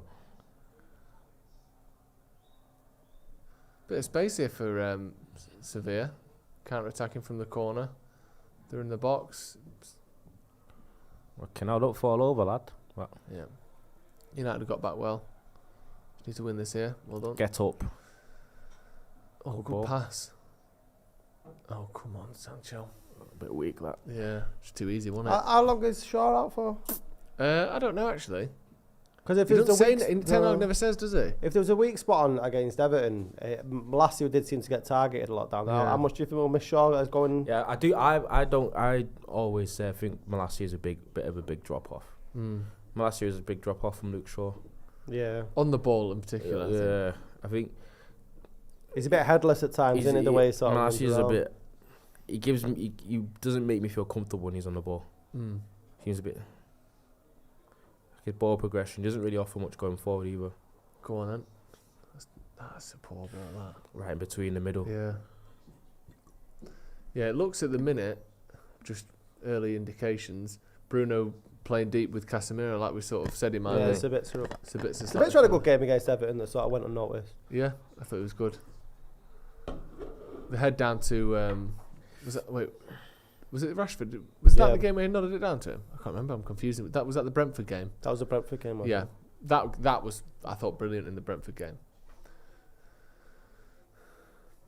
Yeah, I like Sabitzer. He's done enough, I think, so far. Would you agree to sort of want a move in the summer? Depending on how much he is, yeah, I would. Talking 20 million. I'll take it. Oh. Yeah, I'd take 20 mil. But are you in the ballpark of thinking, if we sell him for that much, if we buy him for that much, do we need to sell one of our midfielders, like a McTominay, to a Newcastle or something? Yeah, maybe. I think we'll probably see that. Because anyway. I think that what might help our transfer budget or kitty in the summer is the fact that we have got a couple of players that we could get decent money for. Yeah. Obviously, you got talks Maguire going for about 30 mil. McTominay will probably cost 20. Didn't we save like 8 mil by getting rid of Ronaldo? Yeah, probably. Not that we'll see any of that. Yeah. No. Dividends. Yeah. Great pass from Bruno there. Go on. Nice turn, Anthony. His back seems fine. Yeah. Especially that turn he did on the halfway line before. Yeah. Fucking hell. Deal with that, he said. Fired that into Bruno's feet then, didn't he? Oh, get it. Oh my days. Oh God. That already worries me for the second leg. Because I know if there's one goal in it, they're going to be staying. Look at that. He doesn't even know what to do to start with. Probably a bit of a painful one, but I think he has milked it. Yeah.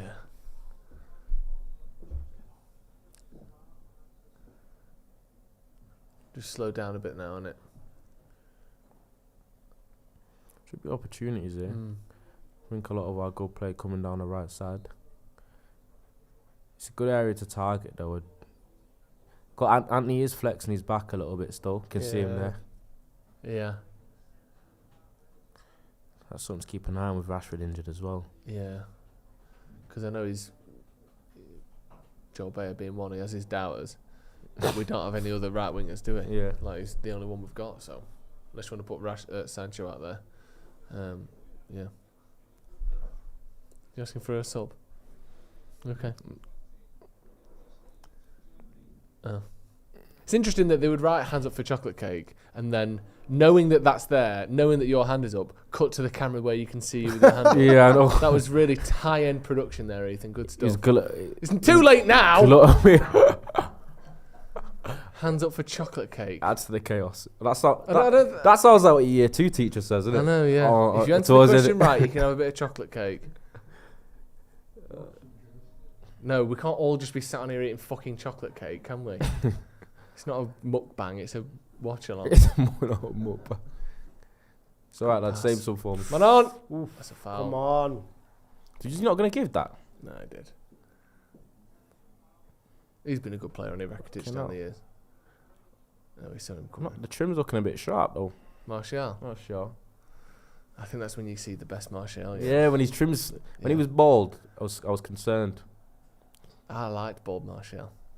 I thought that was a new era, but nothing came of it. Oh, okay. It's when it's slightly a little bit more plump on the sides. Yeah, you got a little bit more. I worry about him. There was a period where he proper had the jail throw in it. Can you even say that? I think if anyone can, you've got the best shot of the three of us. Yeah. But I like him when he's nice and tight. Martinez has got an absolutely radical haircut, hasn't he? So it's too much. It looks like a Fuzi. Yeah, I forgot about them. I thought they went. They did go. Just Martinez stuck in my brain. On. It's he's like a Mohican / Fuzi. It's a bit like Tina Turner's. Yeah, there is a touch of the Turners to it. Like Mad Max. Look like a pretty big side though, Sevilla. Sevilla are pretty good from set pieces. Yeah. Usually when they have that El Nezeri Moroccan forward playing, he's very good in the air, but he's surprised he's not started. He's their top scorer this season. Yeah, he's their top scorer. They're a team that is full of players where you start with former. Yeah, there are a lot of journeymen. There are a lot of has-beens. Yeah, like former Barcelona, former Man United, former Man City, former this, former that. It's the worst place to see out your career, though. Oh yeah, it's not bad. It's meant to be beautiful, isn't it? So, yeah. Short corner, played out to the edge of the box. Good block by Martinez. Good little routine that though. Oof. Blocked by his own player there. That was travelling as well. Good routine that from Sevilla. Is he gonna get booked for that? He is as well. Booked. He won't have been that bad. He just threw it up in the air slightly to the left. What's that? Time wasting. Oh, I remember him. Yeah. Where do you remember him from? Montiel. Football Manager. He probably had the single biggest footballing moment last year. Well, that was a Campos. In world football. Oh, no, it was Montiel. In world football. I don't recognise him then. Do you? What, scored in the World Cup? He scored the winning pen. He scored the winning pen for Argentina. There you go. Remember? There you go. Literally, he didn't start a game. He came on as a sub in extra time, and He scored the winning pen. So he did what Rashford couldn't do.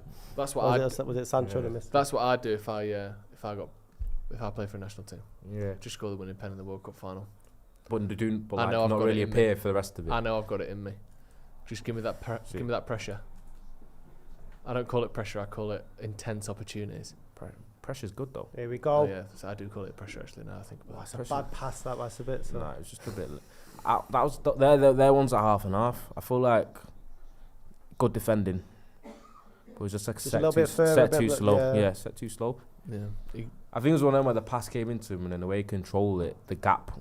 It was like a window. window was like that small for him, and he could have done with having it on his left, maybe killing it away from the defender. But it was defender got back well. What's that ball? Promising start from Anthony, I'd say. Yeah. Looks difficult to play against so far, doesn't he? He's done well. He's carrying us on his back at the moment. Nice. I love that. Okay. Yeah. Strong spine for United down the middle so far. Even though you're playing on the right. Okay. Yeah. Well, then strong rib cage then. If that's what you want to say. Strong rib cage. Yeah. I don't know about that. All right then. A different thing. Appendages. Go on, Tony. Go on then. Little drive and go. Go on. Oh, feet! That's nice. Oh. You know what? He's had a good start today. He's been good. Anthony's on flames today. He is. Nice little... Do you think he got a bit fortunate with that or he meant it? No, I think he meant it. Little foot to foot. Sancho does well as well. Good save as well. Great save. Because that was through bodies as well. Yeah. Oof, that's a great save. Good save. Good start at United. Good strong hand. Yeah. Good stuff there from Bono. You just couldn't wait to say his name. No, I don't. I want to make a few puns about it, but still haven't found what I'm looking for. Oh. I'm sure you two will be doing them all now. Hey! That's on the edge. I don't know U2 songs, so... Well, don't get involved then. You can just say some REM songs if you have to. Okay.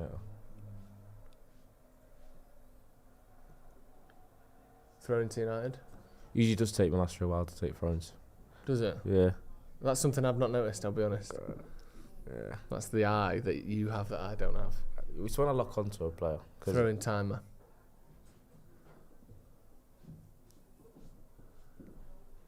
Bomber Clark, come on. Excuse my language. Excused. Do you worry about Varane at all? Because he's always like the first player to get rested, isn't he? When we've got 2 games in a week, it's him that's playing 1 game. Like, do you think it's just because we've got decent options at centre back, he's or injury prone? Yeah. Do you think? I think tonight. Oh, what a pass from Bruno there! Get in!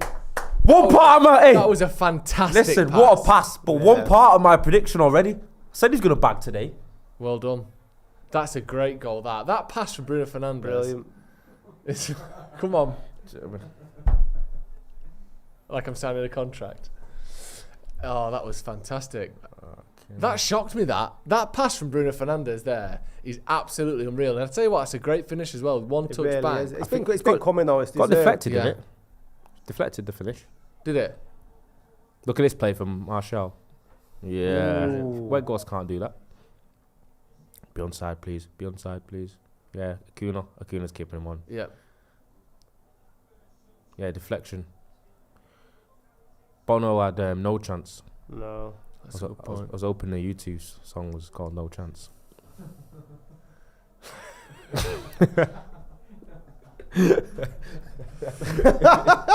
No. Bono had no chance. No, that's fortunately not. Still Great goal. His deflection though, so he's still got his pride. Credit to Ten Hag though, continues to place the bits up front. Yeah. Further up. Further up, yeah. He seems comfortable there. Yeah.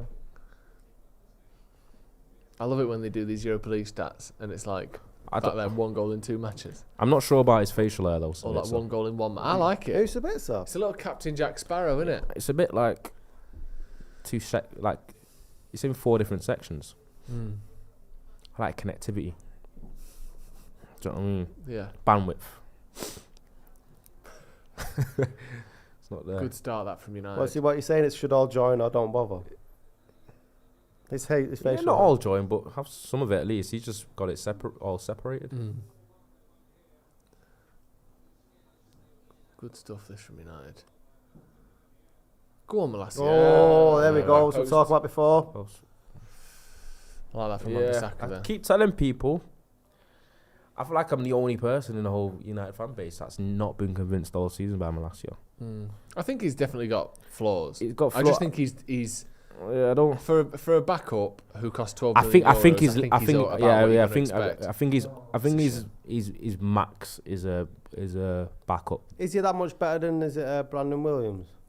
I think so. No, he's better than Brandon Williams, but he's at the level of football that we're aspiring to reach. I feel like he's not. Oh, don't put behind him. Well played, Anthony. I tell you what, Anthony, Martial, and Sancho playing well together. Ronaldinho. Yeah, good start from United. This, obviously, other than that mistake there from. When if I analyse the facial hair a little further, it is there's like two bits there. Yeah, it's like five. He's got the bit there. Yeah, the soul patch. Yeah, I love that it's called that. Yeah, poor crossing then. Is that? It's for Martial, and he's trying to put that on the corner of the 6-yard box, in it for Martial, but not quite. Just couldn't get quite the. Yeah, that's not great. That. It's a bit see my guy, but I like Sabitzer, and now he's our top goal scorer in the Europa League as well. Actually, I think Rashford's got like 6 goals in the Europa League. It's really ridiculous. Vegas has got one. Is Tellers playing tonight? He is, isn't he? Oh, he's on the bench.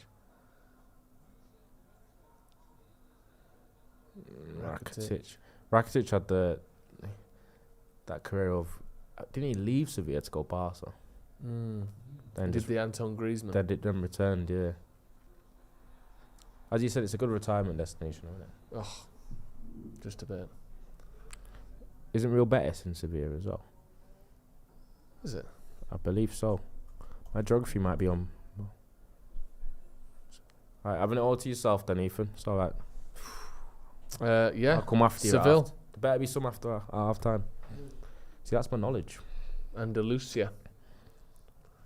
Corner to Sevilla. Seville, I think that area of Europe has the highest average temperature season round. Wow. I don't think that's true, is it? What? I thought Cyprus did. Well, you'd have Cyprus or one of the Canary Islands. Maybe in Big Six leagues, I don't know, but I'm pretty sure that. I know. Always famous for the orange as well. Yeah. Seville. The hottest place in Europe is Malta, with an average daily temperature over the whole year of 22.3. Put like football specific. I'm pretty sure that's right what I said. Football specific. Well, there's football teams in Malta. No, but like Big Six leagues. So you think Sevilla is the hottest place year round in the top 5 leagues? Average temperature is right. highest. I don't even care to look at that. I believe you're probably right. You don't even get that on a pub quiz. The top 5 leagues. What's the hottest country in the top 5 leagues? It is Spain, or maybe Portugal. So Sevilla's South Spain, isn't it? So that would make sense that that's probably it. Yeah. Put like. I'm pretty sure. Yes, maybe Malaga would be up there, but they're coastal, so they're probably slightly windy and maybe lower temperatures. Seville is I think that's a decent chance. Anyway, counter attack. Martial on the ball. I love this. I love that we're 1-0 up already. Woo, go on then, Sabitz's through a goal again. 2-0. 2-0. 2-0. It's a hat trick. He's better than Rashford. What? Who needs him? What did I say for the game? He makes good runs. He does make good runs. Do you know what I mean? Oh, I love that. Yeah, Two really good. I know the first one got deflection, but composed finishes there. Great. Yeah. Just passed it round the keeper. Brilliant. Well done, Martial, as well with the assist on that one. Come on. Yeah, he's on a hat trick. Martial heavily involved in both goals. Yeah, we play our best football when Martial's on the pitch. Not my words, the words of Eric Ten Hag. So what happens here then? Varane. Casemiro, sorry. Oh, that's shocking there. Who's that? Look at Sabitza's run though. Yeah, just steady. Brilliant pass. Well on. Phenomenal pass. Good touch round the keeper. Great finish. I didn't think he'd seen it. If you look, where does he see? Oh, he just sees it in time. Could have finished though. Yeah, just swings. Both on the lefty.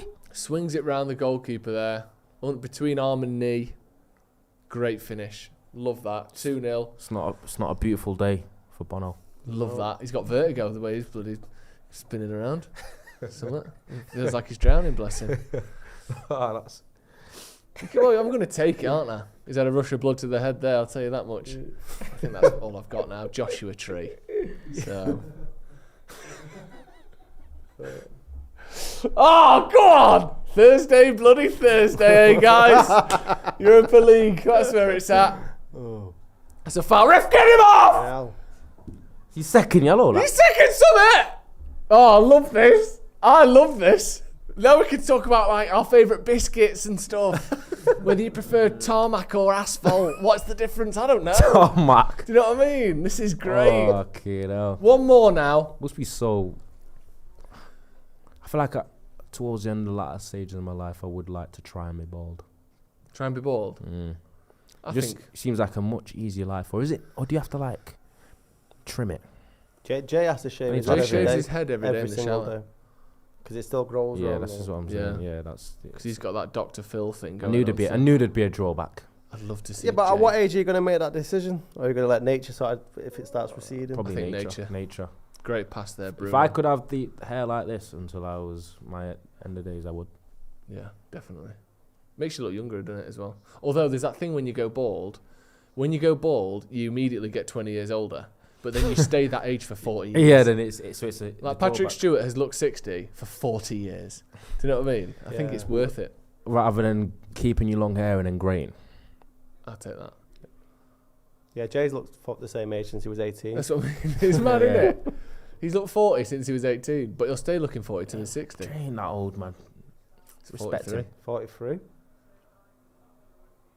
Oh. Don't pretend your back's hurt now. Anthony slipped over like a motorbike then. Do you know the motorbike? When he leaned too far and it like slides out from underneath him. Yeah. It's like he had wheels. Bruno playing deep is a thing of beauty, by the way. Anthony, 1-on-1. Oh! Look like we're going to score every time we go forward. Yeah. If we could get 3 or 4 tonight, let's end this tie tonight. Vintage stuff. Great pass again, Bruno.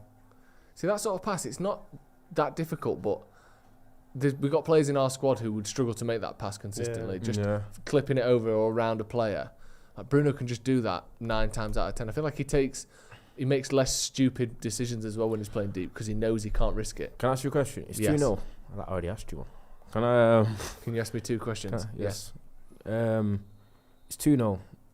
It's quarter-final. Game. It's not done and dusted, the tie. Say we get a pen. Would you give it Sabitzer? No, Bruno. I don't care about hat tricks. We need to win the competition. I was just wondering. What about you? I'm pretty much the same as you. I feel like I'd rather the taker just take it. Great cross. If we're 5-0 up, give it Sabitzer. But not 2-0 up. Not 2-0. 2-0's it's not time for charity. We need to win the game. Yeah. That's a booking, ref. That's definitely a yellow card. Sabitzer going through the back of Casemiro. There might be a little Barcelona Real Madrid thing going on there. I think this tie will be sorted tonight. Racket inch, which is good for United. Hope so. The next goal depends if we still carry on playing the same. Because the thing is with Sevilla is they've been shoddy defensively, but they still have a few players that can cause you trouble. Yeah. Even off the bench, I feel like it's one of them. If you coast, think the game's done already, they can nick a goal. Yeah, you see the bench there. El Nesri, like I said, is their top. He's only got 10 this season, hasn't he? But he's still the top scorer, I think. Got a lot of yellows. I don't know. I could see us sending off by these. Look. Yeah. Yeah, United need to capitalise on the fact that we're playing so much better than them, because that's no guarantee next week, is it? Free kick, Bruno, that awful. Was terrible. Yeah.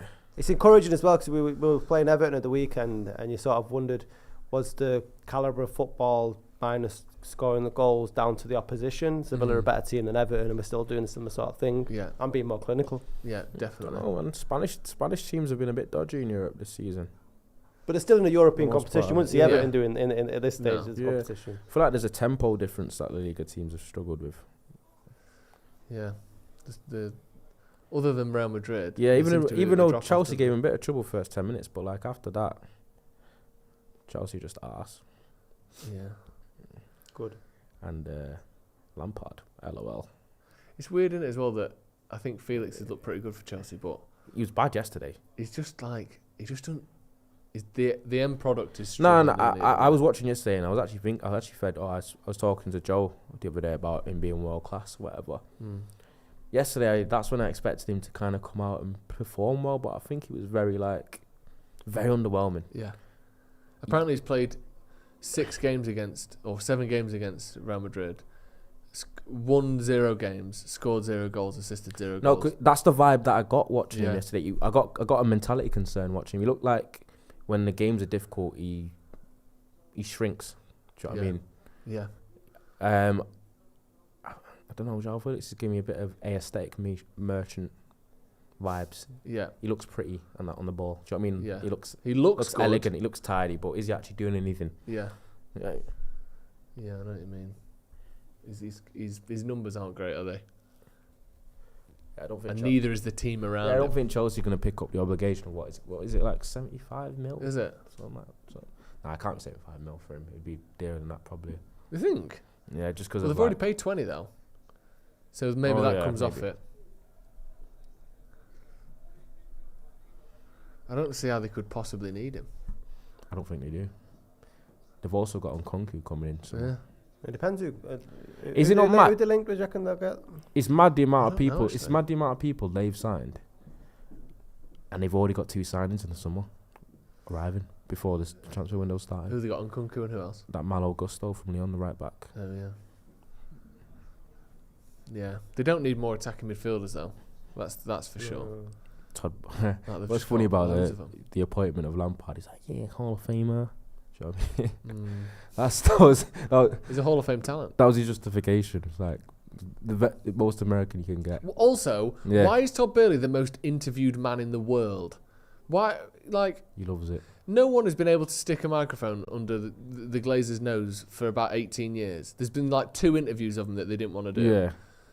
Todd Boehly's on telly being interviewed every day. Yeah. Where does he live in a fucking Tesco or something? It's like the everyone just goes and visits. Oh, he's just in the fruit aisle. That's where he lives. How does everyone know? The shadows, don't they? Where he's like, you know. No one knows where the Glazers are. We've got one thing. Literally, there's been about 2 doorsteps of the Glazers in 20 years. Todd Boehly literally couldn't be on telly more if he tried. 3-0. Why are you saying that? What do you think this is? Yeah, that was weird. Like it's WWE and the owner comes in as a chat because he secretly knows the score. I know Lampard's buzzing to have that job, but if you're the manager, you must hate that your boss is on TV saying all these sort of predictions. We're gonna win tonight. No, you know what it is? Because it must leak down to the team. That sort of it's different though, and it's like I keep saying American, but that's how they're like. You're meant to kind of exude like super confidence before games and before matches. Yeah. But obviously, it's not something you really see in Europe or in football. It's kind of just like respect the opposition. A bit more reserved, more like. Yeah, it's going to be a tough game. We're going to be a tough game. We'll see how it goes. If we try our best, we've always got to check. You know, them kind of generic lines. Yeah. Whereas America, it's a bit more. Get the cheerleaders we'll see you on Sunday night. Yeah. Like that kind of shit, innit? Yeah. You don't see that in England as much. Yeah. Let's see what happens. Come Sunday, okay? Yeah. Then we'll see who the real king of this town is. Oh, we lost 3-0. Shit. Good pass. Yeah, great pass. Good touch as well. We've got over 700 likes, but there's 3,000 people watching. Let's get to 1,000 likes. Come on. That many people can't not like the video. Yeah. If you're watching it, hit the like button. Let's get to 1,000 Why are you likes. Why are you here? If you got... Why are you here? Come on, ref, get him booked. Oh, not even a foul. Because we didn't see it, because we've seen a replay or something. Yeah. Since that second goal went in, United just stepping off a little bit, aren't they? Yes, that's the worry. It's not done yet. No, it's not. I just want to see us keep our foot on the pedal a bit here. Well done. Great interception. Yeah, Anthony's having a great game in him. Where you go? Oh, what a ball that is. How has he seen that? No idea. What a pass. Too Come on, slow. Jaden, what you got? Too slow, Jaden. Took him an age to make a Can't do decision. nothing. That ball. That's poor, that in it though. That unbelievable pass, and then Sancho just doesn't hit the overlap, doesn't play it back inside. I feel like the couple of opportunities Sancho's got, he's been a bit. Yeah. I want to see that again, actually. But that pass from Casemiro. You know what's the maddest part about it? It's annoying though because Sanchez's first touch there was brilliant. Yeah. It was like perfect. Yeah, into his pass. Just the last bit. Just seems makes a bit decision a little bit indecisive, quicker. Yeah. Bit jittery. He always staggers, doesn't he? He's never sort of direct to some of us. Yeah.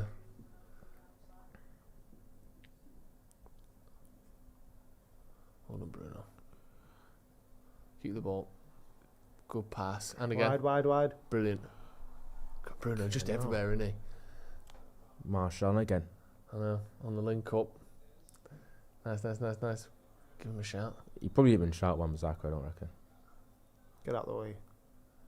Loads of space for the cross here, Anthony. Back post. Pulls it back. Ooh. Bruno. It's it! Oh, fucking hell. Jesus Christ. I tell you what, we look dangerous tonight though, don't we? There's a real danger to United. Fucking hell. This is good stuff, this. Wan-Bissaka does well here, pushes his man off, goes back. Anthony, and it's a really good cross as well. I thought he'd overhit it, but it's actually perfect, really, isn't it? Or not quite perfect, but it's offside. It's offside there.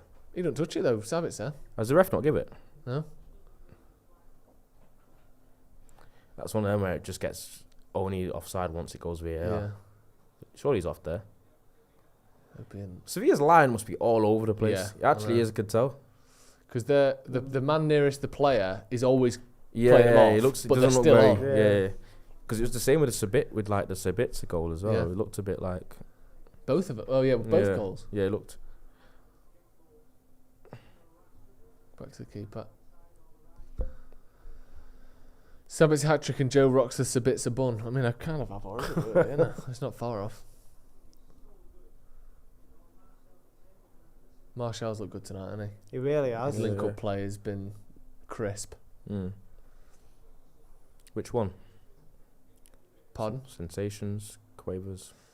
Oh my God. That for a play. He deserves a goal, Martial. They're running him behind. Yeah. Great pass again. Go on, Sancho. Sancho's through. Pass it him back. What's he doing? Back post. Look at Anthony. Casemiro. Oh. Fucking hell. We look fucking dangerous tonight. I like this. This needs to be 4 or 5, honestly. I feel like we need to put him away though because it was the same against Everton where great the first touch, game, Bruno. Great it felt like pass it could have been 4.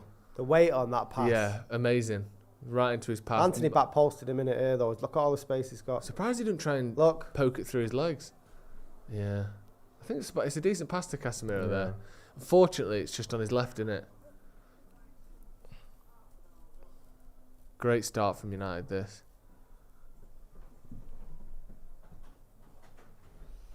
Corner to United. Oof. Okay, no. Anywhere else but there. What do you think? What? Nothing. I'm not saying that. Okay. I was going to say, when Sabitzer went to their keeper, how many goals am I going to score? What would he have answered? The keeper? Yeah. That's terrible. You too. Have a bit of pride in you. Come on. Yeah, that's enough that.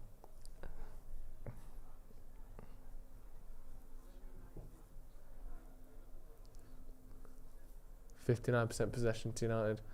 It's the shots though that I want to see because United's like broke records and broke records at the weekend, didn't we? For attempts and targeting. Yeah, that first half, wasn't it? I do want us to get another one though before half time. It's been ages since we've seen an absolute battering, pasting. Yeah, it is. Gavin Allen with a super chat says, off topic lads, but what's your opinion of the digging out of Anthony and the slurping of Grealish? Anthony's first season stats are better than his were at City. I think Grealish got a lot of stick. I thought Grealish did get a lot. I think Grealish, to be fair, has got a lot of stick. Yeah. For before this season.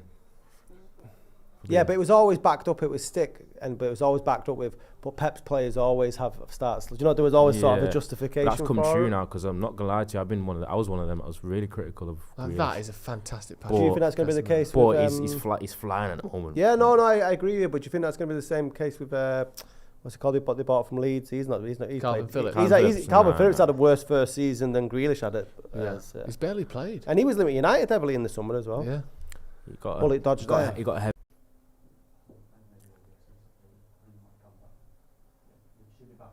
Okay, sorry about that. Yeah, we have some connection issues there. I don't know why, or what. Are we trying anything other than just VAR it? Oh no, hope he's not injured though. Okay. Oh, hope he's not injured though.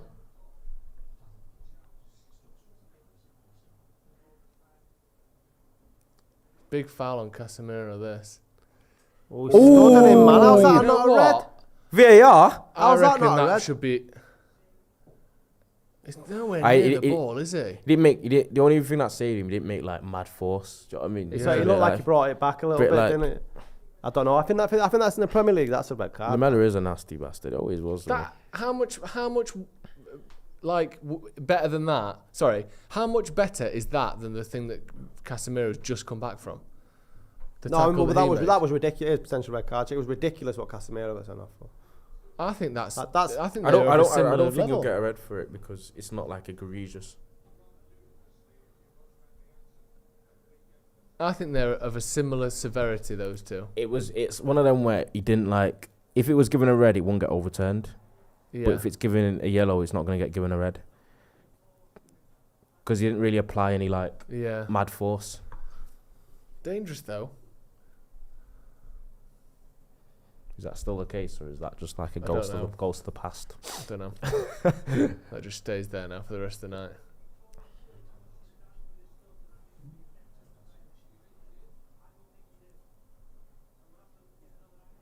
Seeing a VAR check here, Lamella.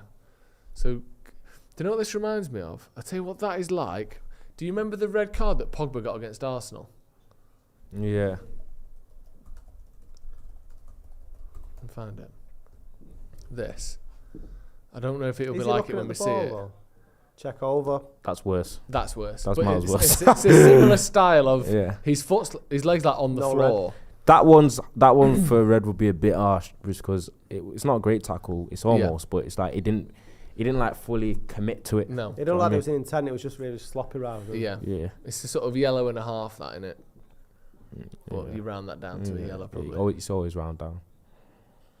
Good pass, David. Good pass, David. Davide. Yeah, sorry about that. Don't know, some issue with the streaming software there by the sound of things. Things seem to be back now. And ball. You look like you were just sliding for no reason. Yeah, unnecessary, but he won the ball. Shot it for Sevilla. Great block by Bruno. That was and handball. Handball. And you're booking him for that. Oh no, he's suspended, isn't he? Are you fucking joking? Misses the second leg now.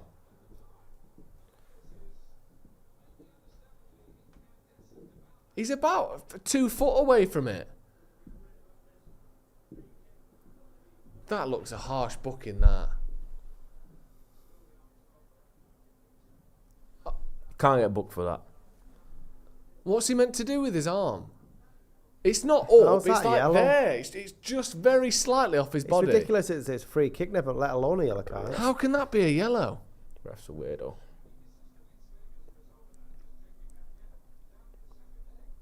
That's ridiculous. What's the sort of the claiming process so you can sort of appeal?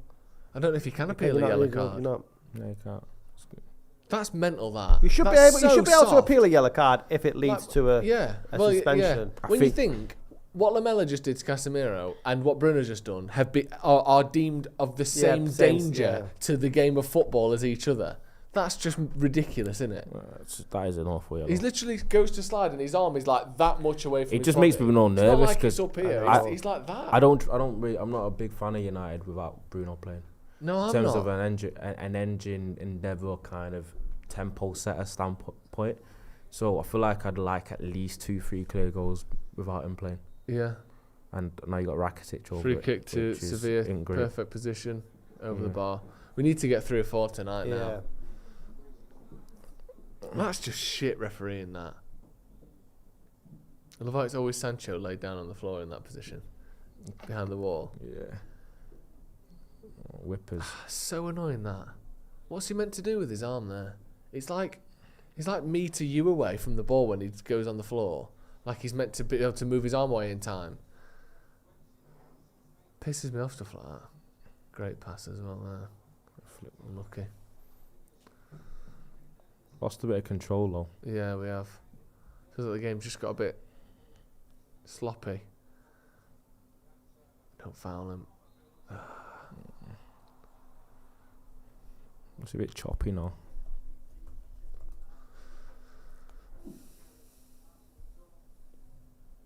I think there's two different Campos brothers, weren't there? Maybe not. Goal kick to United. Yeah, I just need to see a bit more second half. Lamella's got horror film eyes. Yeah. Well done, Anthony. They're hollow. Do you know what I mean? Yeah, empty. Hollow and dark.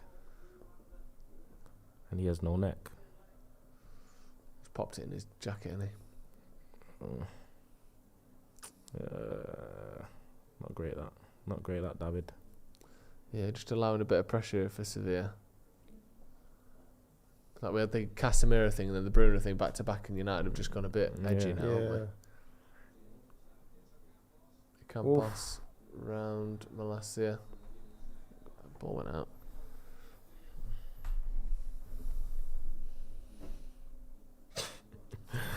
Okay, no words.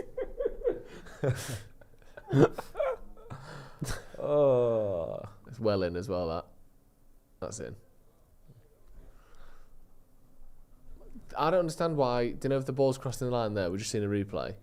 The ball's crossing the line on the goal line. Why are we not? I know. Why isn't that not VAR? I don't know. It looks like a policeman.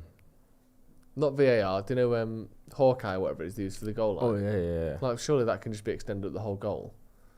Well, that shouldn't be up to debate, should it? Whether that's crossed the line or not. They still want margin for error, don't they? Yeah. Talking points. Just like the World Cup, was it Japan? Yeah, Korea and Japan, 2002. No, I mean this World Cup. Oh right, Germany. Did Germany go? Oh yeah. So I thought you meant all of the weird refereeing decisions in the can't play out Korea at the moment. World Cup. No, we're struggling a bit. That's a good pass as well. More than Malacia. That's worried then, because Malacia didn't look at the ball. He was like looking. Yeah, he just turned his body instead. Didn't I just played the half out now.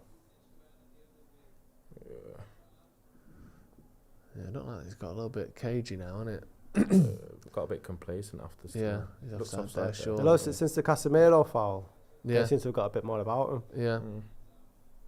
He's got a few of them, hasn't he? He's not. His face and body doesn't look like. Doesn't give you the hairstyle that you think it's gonna. Do you know what I mean? He just looks like a police officer to me.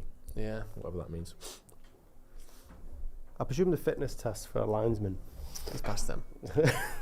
His hair's extra streamlined, so he got through it easy. Come on!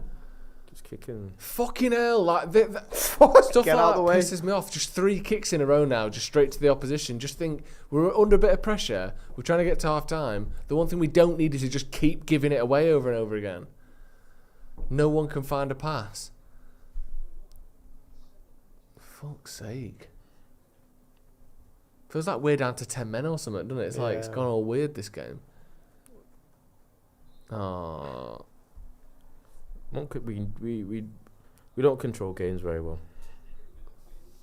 Which is why we need a... We should do though, really. It's like little moments like the Casemiro or maybe the free kick on Fernandes. It's just stupid. There's no sort of indication that they should be on top. Why we need a De Jong or that type of player in midfield rather than a Bellingham who everyone wants.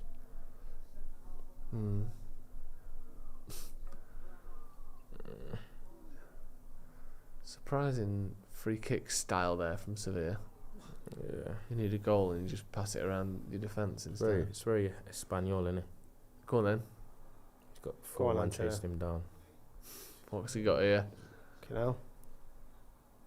Unlucky. Hey, shut up. What a ball. Yeah, good touch as well. Campos gets through Malacia. Well done. Corner. Fuck's sake. Oh no. Oh no. Hopefully he just got hit in the face. I hope it's that and not like he got his thing caught in the ground. Oh yeah, it just flicks his eyeball, doesn't it? By the look of it. Yeah. Yeah, it just scratches his eye. Have some of that.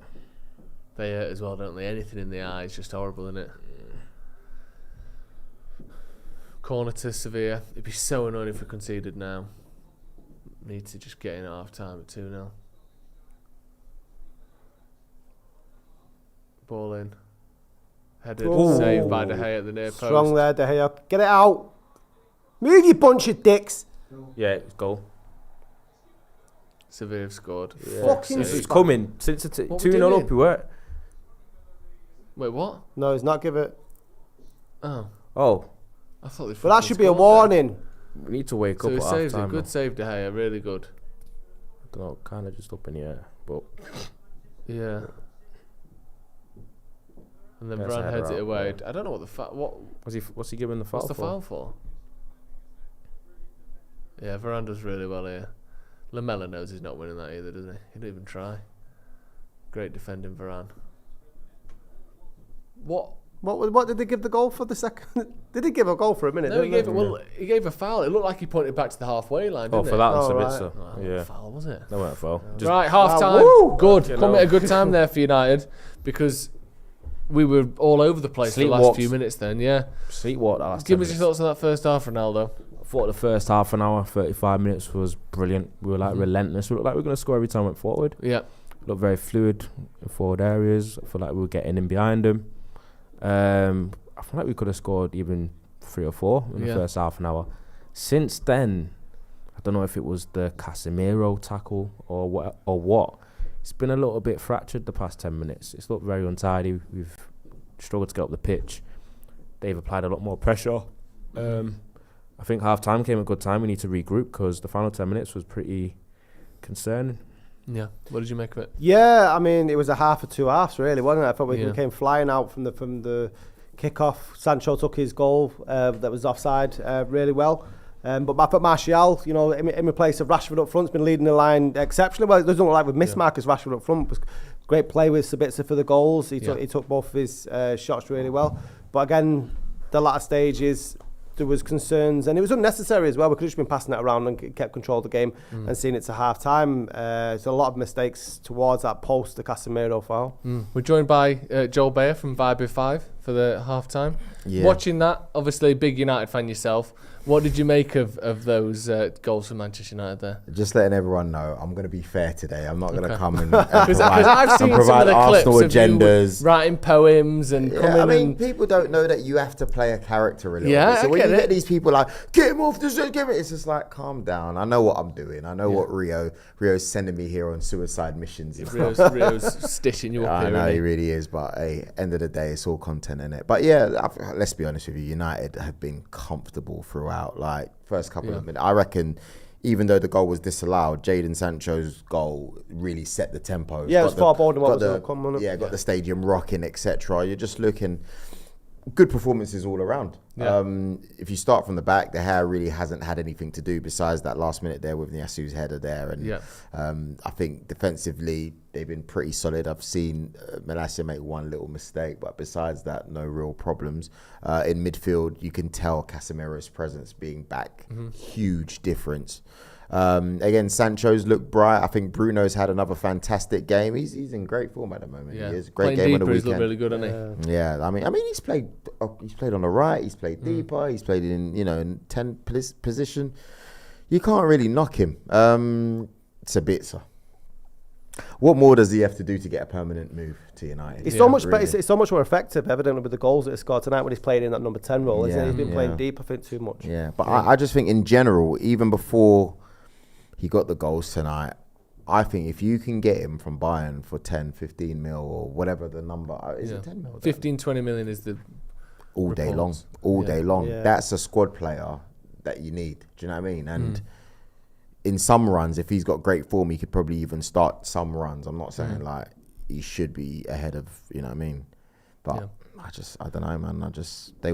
I think it's a straightforward tie for Man United. Straightforward. Someone else who I think deserves a bit of a mention, especially first 20 minutes, I thought Anthony looked really sharp, and I think every time the ball's gone to him, he's been a good outlet. He's looked dangerous. He's played balls in behind. He's been someone that's actually trying something.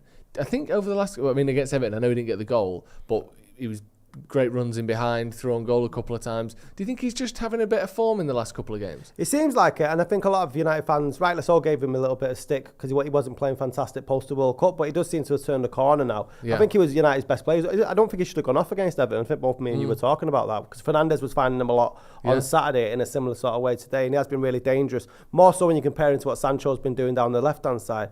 Anthony's been offering a hell of a lot more down there. What you just mentioned there about Fernandes' form, I agree, completely brilliant, but that makes it even more worrying now that he's got that yellow, which means he's missing the second leg. Did you see that? What did you make of that? Did you see the yellow card? Second leg. It looked a bit better. What could he do from that position? I don't know. Where's he meant to put his hand? I don't know. You can't slide with your arms by the side like a tube. Like, his arm's got to go somewhere. I just think that's harsh. But, decent half United. And the half-time whistle came at a good time, didn't it? It did, because the pressure started piling on. Yeah, that was a bit of a worry, wasn't it? Watching the game when you see... Was that Casemiro off the line? It was Varane off the line. Varane off the line. But did that worry a little bit, Scott? Or do you think second half, regroup, give Ten Hag have a minute with him, and we'll see more of the same? You expect Sevilla to have something about them getting to the quarterfinals of Europa League. You expect them to come on to you at some point. I just think that I expected one or two moments, but it's like once they got back on the front foot, there was just more and more, and it was building pressure. And I think we're quite fortunate that Varane did get that, because it could have gone easily the other way. This second half's a different game then. It's a completely we all know a 2-0 lead. Yeah. 2-0 leads are never safe, but this 2-0 lead does feel safe, if I'm honest with you. See, part of me thinks you're only saying that so that when Sevilla come back, you can I don't have time. If I thought Sevilla were going to come in, I'll be seeing it going, go on, Sevilla. Before the game started, I thought, I'm pumped, ready. I looked at them and I thought, is this the Sevilla that showed up? There's no point. There's no point. If you're going to play like that in the quarterfinals, you look scared. United are going to go back to Spain, finish off the job, and, roll through to the semi-final with zero problems. It's routine. It's a routine tie. Something that I'd like to ask you, because obviously you've kind of done it a different way with Arteta, where you've had up until this season years that you wouldn't say were sort of massive successful years, and then obviously now you're challenging for the title. Whereas United have gone from being awful, but Ten Hag's first season already has been maybe not a success in the bigger picture terms for United, but certainly what the expectation was this year. He's come in straight away, won a trophy. When you see Ten Hag, does that worry as an Arsenal fan? Do you think United are building something? This is a top manager, or do you think maybe, because I don't think people feared Solskjaer, did they? Look, don't tell Steve this. Go on, because I know you're not going to say this on Oreo, you guys watching. You can tell us. Don't tell Steve. Don't tell Rio. Don't clip it up. Don't do nothing like that. You snakes. It's a successful season. I don't care what anyone. Even if you don't win Europa, right? Even if you don't win the FA Cup, if you make top 4, it's a successful season. As weird as it sounds, even if you didn't make top 4, it would be disappointing because you're in the driving seat. But what I've noticed more than anything is he's reinstilled belief in those players. You're not like a moment team or a team that, yes, to an extent you've relied on Rashford a little bit. Like, like with Ollie, you would rely on certain players or moments, but I can see a team here. I can see something with Varane at the back. I can see, De Gea recapturing form. I can see Sancho recapturing form. I can see Casemiro, who, when you guys bought for 70, 80 million, I thought to myself, you guys got robbed. Now I'm looking, thinking, that's about right. You know, and probably maybe even cheap, to be honest with you. A player like that's 100 mil, no question. And so that's really good. Bit disappointed with Weghorst, but again, it's probably the only player available in the market at the time. The good thing with Ten Hag as well is like certain managers have a kind of a speciality, don't they? Like Conte is a league manager, or you look at Jose maybe as a cup manager. I know he's won leagues, but he's someone that's a silverware cup guy. Yeah. Ten Hag, even at Ajax, I know winning the Dutch Cups isn't a huge thing, but getting that Ajax team to a Champions League semi-final is someone that does well in knockout games as well, doesn't he? Not just he can. in the league. He's got certainly does. And he rotates his team, but not to the extent where it's obvious that he's prioritising one competition over the other. Because I think after Christmas, we were saying, does he prioritise it? Because everyone knew that we had a weak squad after the starting 11. But he's not. He's literally gone out to win every game and tried his best with what he's got available to him. One thing I've noticed when we've been beat this season, we are bouncing back with great performances. If you look at the Newcastle game, but if you look at the Brentford, Everton, and tonight, the performances have been a hell of a lot better. And that's been the case a lot of the times this season. If you look at Polster City game as well. There's I'll be honest with you, when I'm being Joel Bayer, the neutral person, I look at Man United and I go, listen, they're coming. And that's why it's important for Arsenal to do well, whether it be in you need to win the league this season. Games, stop it. And I'll tell you what, actually, all year, and I'll say I would have just preferred City to win the title because my brain is used to watching City win titles. I can accept that. You're acclimatised to that. I don't like 3 in a row, obviously. I hate that. But it was like 51% I'd rather City win it than Arsenal. Having seen City do what they did against Bayern Munich, I now want Arsenal to win the league because I'm thinking treble. Yeah, I'm worried about trouble otherwise. Do you reckon because Arsenal, we've got such a loud voice on social media and we're like the flavour of the month, do you reckon that's what's drowned out the fact that City could do something really serious this year? Yeah, like because why is no one talking about the thing is they've been up to do the treble for a few seasons, haven't they? You know, and it's one hurdle or another, and I think it's because it's such an exceptional season for Arsenal. I think that's why it's sort of taken a lot of the attention off them. It's true, and they don't really have a fan base if you think about it. It's a bit hollow, isn't it? It's the truth. No. Although you say that, when you look at pundits, there are very few Arsenal pundits left. Like, if you go back 10, 15 years, Dixon was big, Keown was big. My mate was on Sky today. Kevin Campbell is an Arsenal fan. Yeah, true. But you know what I mean? The top pundits, the big boys that you look at, I suppose Ian Wright's the one that kind of gets in there. Right, but mostly it's Keane. On Sky, especially Keane, Neville, Carragher. It's Liverpool and United. I also think that's got to do with having English cause. Because if you're looking at, or British cause, because if you're looking at a lot of them, because we still got Thierry Henry, but he's doing CBS. You see what I mean? Then obviously you got Wrighty, who was obviously before the Invincible seasons. If you're looking at it, who would really... Ashley Cole. He's coaching. He's coaching. Yeah, you know, and he's he's Chelsea, which is Arsenal. Yeah, exactly. And on top of that, you've got Sol Campbell, who's more interested in being a manager. Perez is not really interested in all of that. No. Will Todd, God knows where he is. You know, Kanu, he's in Nigeria. You know what I mean? So a lot of our players, Youngberg, he was at the club for a while, but I don't know where he is now. He's dyeing his hair somewhere. Alex Fraser in the comments saying, Joel doing PR with United fans ahead of the City game. You're trying to get us to want Arsenal to win that game, aren't you? I don't care about United you fans. You care about us. Not during that game. You care about United fans. You have to deal with them enough on Vibe with 5. You know, I'm on suicide missions. Given your season, then, Joel, because you could still end with no trophies. But if we're talking about City could possibly win 3, that would be a disappointment. But still, in the context of like the last 19 years as an Arsenal fan, it is a good season. But it'll be the hardest good season. It'll be the most disappointing good season ever because, look, I'll be honest with you. Don't tell Rio, but I wanted Arteta out. I really did before because I think it was that reactionary fan type thing where I was just so tired and I wanted to see some sort of success quickly. But sometimes we have to understand, and you guys have understood as well since Fergie's gone, that you need to see. There needs to be a process. Things need to be flushed out. New things need to come in. And I think that's what Ten Hag's doing here. He's flushing out the old bit by bit. You give him 4 or 5 windows, it's going to be like Klopp. You're going to see a new team, regenerized. It's going to be all about him. And I think the same with Arteta. He got rid of Aubameyang, who was the thorn a little bit. And then literally he's just been bringing in his own blood, growing his players. And now you're seeing the fruits of the control. Isn't it mad that if City win the league, we've had a better season than Arsenal? That's mental, isn't it? You could have by far... Have you? If you don't Carabao Cup and win top 4. If you don't win anything...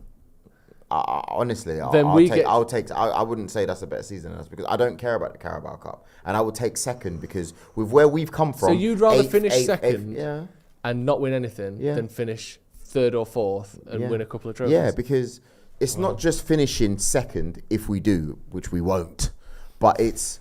Think about it. We've been on top since God knows when. We've beaten all your top teams, Chelsea, well, besides City, Chelsea, United, Spurs, We've beaten them. Liverpool, we beat them at home as well. So the progress in the league has been phenomenal. Yeah. So I would. We're on top of the league now. Yeah, of course. And you know what? Hold you a good step. And you know what? I will say it. Season. Good luck for the rest of the season. And I mean that because I've finally changed my mind and decided I want Arsenal to win the league. Come on, Arsenal! City win the treble, and I honestly think I don't see who's going to stop them other than United in the FA Cup or you in the league. Joe, can I just get your opinion on your ownership at Arsenal? Because obviously you've had loggerheads with people who are running the club over the years, and you see what's happening at United with potential new ownership. Yeah. How do you feel now that you may have turned the corner and be successful again under the ownership? I really don't know. It's hard to tell because I feel like there is some sort of improvement, but I don't think we're privy enough to know exactly what's going on. I feel like, Josh has been listening a lot more. Josh Concrete's been listening a lot more to the likes of Edu, and Edu's got a great relationship with Arteta. I think that's the main positive. It's a sort of buffer between the owner and the manager. Yeah. So I think there's an improvement there. And I think when you do well, you hear less of the complaints about the owners. I think when you don't do well, you point at the owners. But can we say that they haven't spent? No, they have spent. Can we say that we know they're going to spend some more? And it also depends, the way we run our club, it depends on the position of where you finish. So being in the Champions League, finishing second, should free up some funds to go out there and get a Declan Rice and whatever. And as long as they're doing that and they're pushing us towards the right direction, I'm happy. Yeah, they're not the Qataris or the Saudis that are here spending loads of money, but we want some sort of good structure. We don't want to be in stupid debt. We want to make sure that we're progressing the right way. Well, the evidence is you don't need a Qatari or Saudi if you keep on building year on year with this. But there must be a worry that if United are getting bought by a Qatari and you don't win the league this season, exactly. how does that? Do you worry this could be like a Leicester season? I don't think you're going to be fighting relegation next year. But this. Now or never, almost. Not really. Well, now or never. It just means that it might take another 3 or 4 years. 3 or 4 years. That's what I would say, because I do think if Arteta has this base and he builds it, then it means we're going to be playing good football, competing, great players. But at the same time, you've got Newcastle United who can go for the quick fixes. Yeah. Ronaldo, back in the frame. Maguire on for Varane. Thoughts? I saw him warming up over there, and I was like, "Please no." That's got to be an injury thing as well, isn't it? It always is with Varane, man. Yeah, he stayed away from. Excuse me, he stayed away from the injuries a little bit more this season. Has it been confirmed as an injury? We've got our best men on it. We'll find out. Maguire. Yeah. I would guess so, but I don't know where to. It seems like it. I see him at a Villa or West Ham. I could see him at Tottenham, to be honest. I think. Yeah, maybe. Yeah. Depends maybe. on who they get as their full-time manager. Yeah, if it's Poch, maybe not. But if it's someone a bit more defensive, I think it would work. Yeah, we kicked off the second half. Thank you for coming on, John. No worries. Thank you as well for admitting that United are having a better season than Arsenal. I didn't say that. I said there's good progress being made by Ten Hag. That was it. You said that Ten Hag was better than Arteta. That's what he said. I didn't Thank say you that for either, admitting mate. that. Called him Lego Ed, didn't he? This guy's Lego Ed. I'm getting out. I'm getting out of here. Thank you very much. No worries. Make sure you check out, obviously, Vibe with 5. Joel, Real Joel on socials. Gives a. Oh, sorry, bro. Yes, there we go. Sign a bit, mate. Right. Second half has kicked off. Varane, Maguire. I'm hoping it's not an injury. Yeah. What else could it be? Rest? 2-0 up? I don't know. But if he needs it... So he got rested at the weekend. If he needs resting again after 45 minutes, he's either on the cusp of an injury or injured, isn't he? Because surely he doesn't need resting this much. I'm hoping it's I'm trying to be optimistic. I'm hoping it's precautionary. Yeah. We'll find out what's wrong with Varane and get back to you very shortly. But yeah, it's slightly concerning, isn't it? Although I'll tell you what, I do think Maguire was good against Everton the other day. I think Ten Hag was correct in saying that. But he's obviously not Varane, is he? So, it's not Varane. Yeah. Slightly worrying. I hope we pick up we start the way we started the first half. I think we just need one more goal to kill it. Yeah, me too. Yeah, the next goal, I think if they get it, obviously tie on. If we get it, I think we're through. Anthony! Oh! I thought that was in. Could you have slipped a bit in though? Probably. Try and find my man. Let's have a look. Look, it's a bit Slip surreal. him in, slip him in, slip him in. Do you know what I mean? Through the legs or something. Yeah, like just no, through the legs. It's an easy pass that, just down the sides. Yeah, before he cuts inside. Yeah, it's quite far, wide in as well. No that. curl, no whip. Not a lot of bendy. Okay. I think we need. I looked good on that camera then. Did you? That's what someone told me. I didn't say that myself. Who said that? I'm not going to disclose that information. So you said I looked good on that camera then, and someone said that, did they? A likely story. Someone saying nearly another Anthony special again. I weren't that close. No. Am I the only one who thinks Scott McTominay is world class? That's Bobby in the comments. I think that might be. You are the only one. I think that might be a joke. That because I can't imagine. No, but answer the question though. Like, is he the only one? Probably. Yeah, probably. Yeah. Maybe him and his dad. I don't know. Anthony's dad. McTominay's. Oh, yeah. Sorry, I just said Anthony because I saw Anthony written down. Joe, shows your toes. No, your creepy uncle. I'm not going to be doing that. Although they are very long. Couldn't you subscribe to the OnlyFans? Yeah. Only toes. No. Leverkusen are losing to Union St. Gilloise. Gilloise. Sounds about right. If it was American, it'd be Galoise, wouldn't it? But it isn't. Juve still 0-0, yeah. Sporting. They're a weird team, aren't they, Juve? That's a good tie, that Juve Sporting Lisbon. Yeah. That would have been Juve Arsenal. Jeez. Yeah, but Arsenal I focused prefer on the Lisbon out of the two of them, though. As a place? Right, if we had to draw one of them. Do you think? Yeah, I won't fancy going over to Turin. If it's 0-0 at Old Trafford or whatever, we're going over there for 3 points. Yeah. They've not been great this season. No, they've not been great, but you know, the European giants turn up on them. True. I watched Lisbon against Arsenal. I thought they were a decent side, man. Yeah, they were good. Good side, though. One of those proper, like, European teams where they're just going after it the whole time. I think that's suit United. And everyone's dead, like, technical. Yeah. Touch that. What? It was. Okay, no. Show me something then. Ooh. Oh, lucky. That's interesting. Done well, though. Got the slip. Casemiro just... Everything seems a little bit on edge, you know. There's never... Yeah. This is the issue. United play well in games, but I don't think we ever control them. I thought we controlled the game on I feel Sunday. like sometimes rarities, but no matter how well we're doing, we always seem to give the opposition a chance. It's never 90 minutes of onslaught. Yeah. Even against Everton, there was little moments where it's like there's always a moment or two where you feel like the other team can exploit you. Fucking hell, that scared me. Yeah, second half just started the way the first half ended a bit, hasn't it? Yeah. We had a little spell, but... Come out half asleep again. Yeah. Varane's off, did you see that? Varane's off. Yeah, Varane's off for Maguire. Don't know why. So Maguire is a bit of a concern.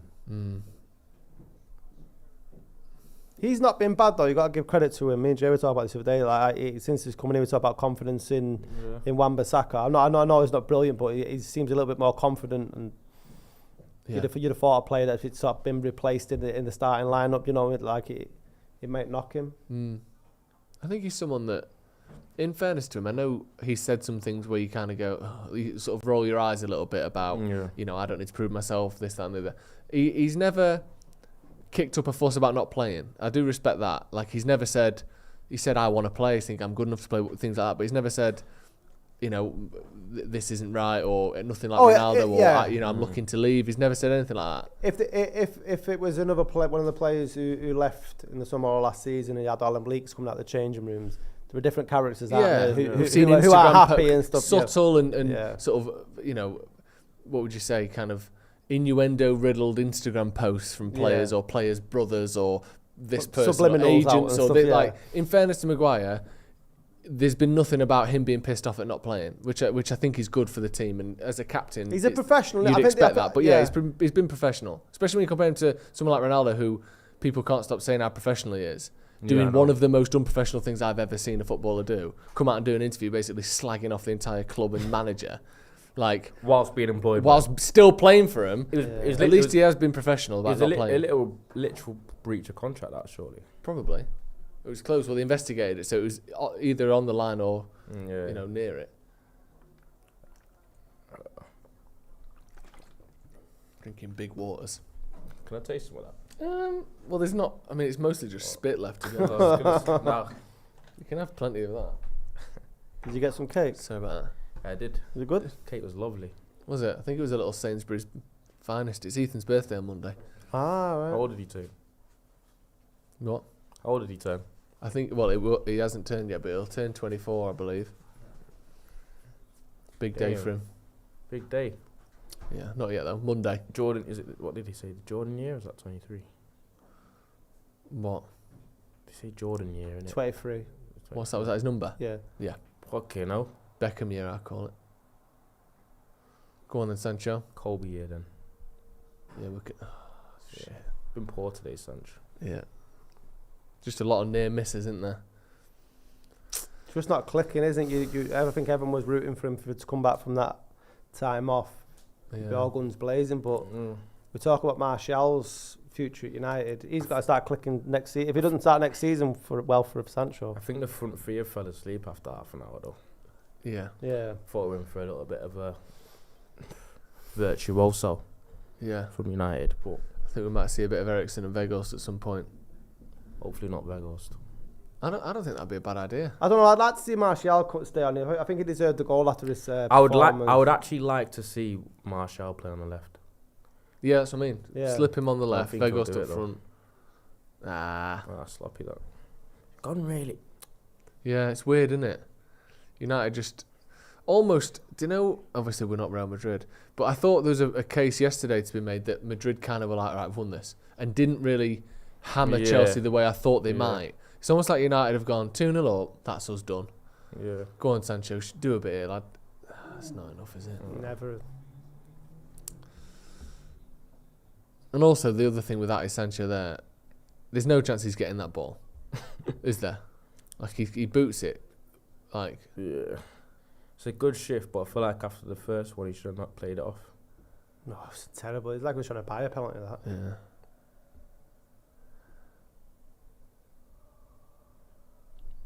He'd surely need like something. Even a 2-0 CR, because I'll be slightly like meh. Should get another. Yeah. I think Sevilla there for the taking if you actually attack with the right kind of like urgency. Go on then. Keep up.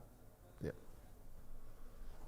Yeah. I think another goal. Yeah, if it goes 2-0 into the second leg, they'll still have belief that they're still in it. Do you know what I mean? But if it's 3-0, I think it's hard then to try and get your players up to say you're gonna score 3. And 2-0's that kind of scoreline is horrible to take into a second leg as well, isn't it? Because you're at that point where you go, do we go for this or do we sit back? How do we play this here? Rashford having a little bovril in the stand. Yeah. Checking the TV, see if he's still in shot. Does like He needs to not do anything or say anything or move anyway at all. Yeah. One last look at the TV. Where is it? Oh, I didn't get it. He spent that whole time trying to pretend that he didn't realise he was on. He was on there. Yeah.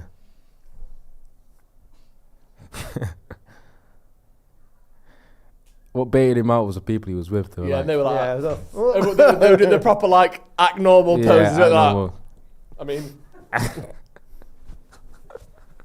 this mate's proper playing it cool. All of them. Yeah. That was great. Yeah, because the thing is, if he moves or he moves too quickly, people are going, "We can't be that injured." Do you see that? Do you see the way he moved in his chair like that? So he's clearly not injured then. He was drinking okay. What's he drinking? Yeah. I bet there was red wine in there. Disgusting. You can't be that injured. Fucking hell. People just want to find anything. So you just got to stay absolutely still. He did the right thing. That's a good throw for us. Go on then. Great pass. Come on, Anthony. Sancho, keep the width. That's the ball roll, didn't he? Yeah. What was that?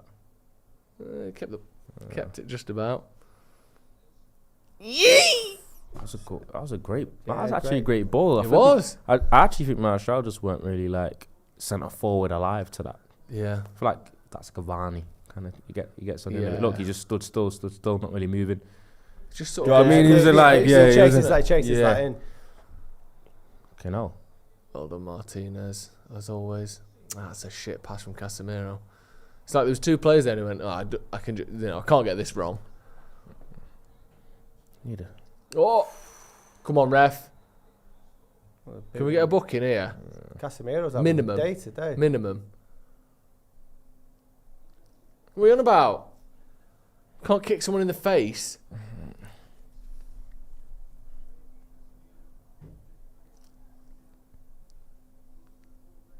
He's good at that though, Casemiro. Getting in the right area in the box and crosses. Oh, fucking hell. That right in the head. When you think of like dangerous play, that's not that. He should be arrested. Get him off. Get him in the slammer. Honestly, put him in the cells for the night. That'll teach him. I love it when you see like proper like old man pundits saying stuff like, you know what? Not only is that a foul, that's assault. He should be arrested, let alone a red card. Yeah. If he did that in the street. Oh, I love that, yeah. If he did that in the street, yeah, well, if a boxer fucking twatted someone for 12 rounds in the street as well, it's not the same, is it? It's some of these things are sanctioned. If you kicked a ball at someone in the street, that could count as assault. Let alone kicking him in the face. Can you imagine going to the police with that? Yeah. What's he done? Slide tackle. This is disgusting. It's not the first time either. Yeah. Trying to mow my lawn. This kid's slide tackling me all the time. Knee high as well. 6 studs. Go on. Oh. Well done. That's a good touch, actually. Come on, Come then. forward. Pace. Anthony. Oh, nice. Unlucky. Go on, then. Too much. Just pass the ball. Should have got rid of it. Martial just Wasn't did a so foul many anyway. things there, didn't he? Was it? Oh, great. I think he should have just lay it off. Not pass, but like shot wise.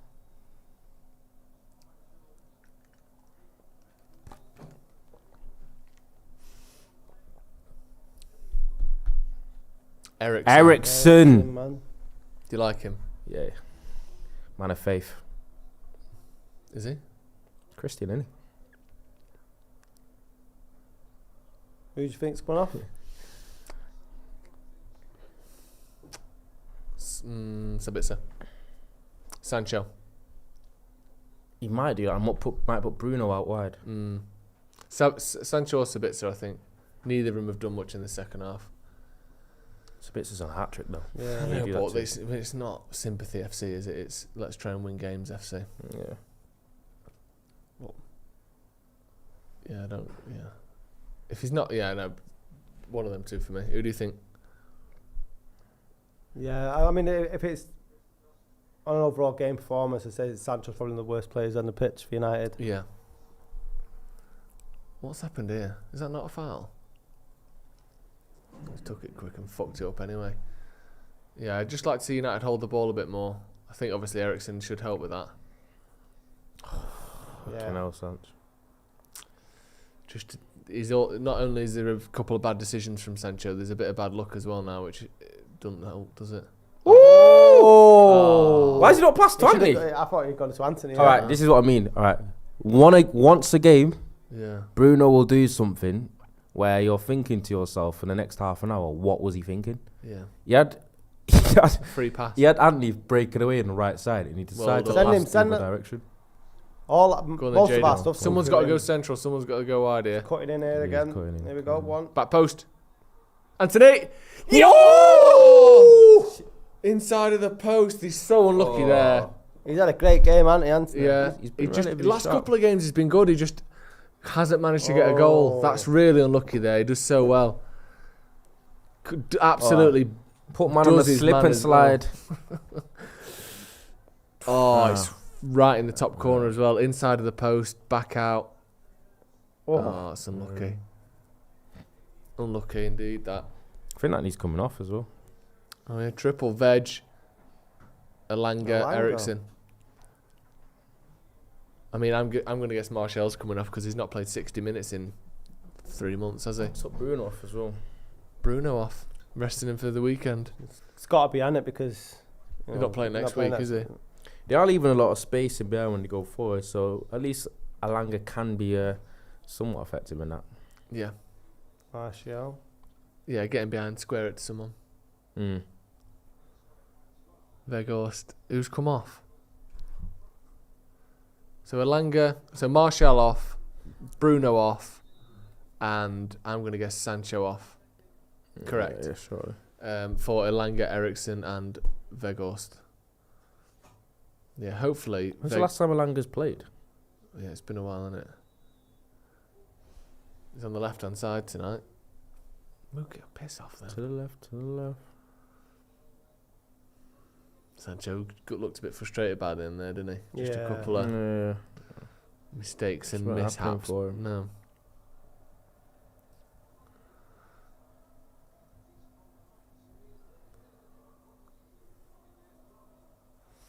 It'd be nice to see a bit of something from Elanga, wouldn't it? Because I feel like he's not had a great game for a while. That's good. Keep it. Malacia. Oh. Pinksies. Nice. You meant to flick that on. Yeah, he did. That was shite. Do you know what it was where you try to flick it on? He just got full forehead on it. Do you know? Dunk. Dunk. Good pass. Good pass. Wan-Bissaka's been good. Step overs from right. You went down the right. Oh my days! Seeing it all from Anthony. I've never seen step overs, and I've never seen him go down the right hand side. That tells me he does not respect Sevilla. What?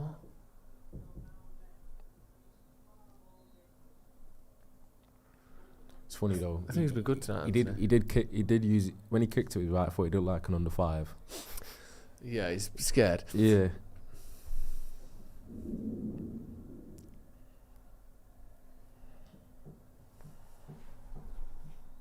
Go on. Well done. Getting banged about Casemiro, isn't he? Just collision after collision. That's poor from Anthony. You know what he tried to do? No. Tried to do the spin thing. Oof.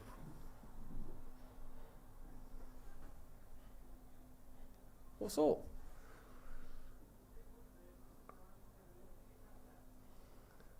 Anthony.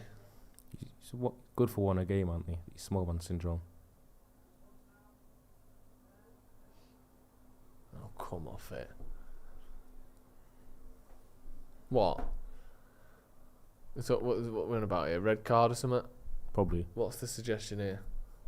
That linesman's haircut is in need of addressing. If you're a family member, you sit him down with that haircut.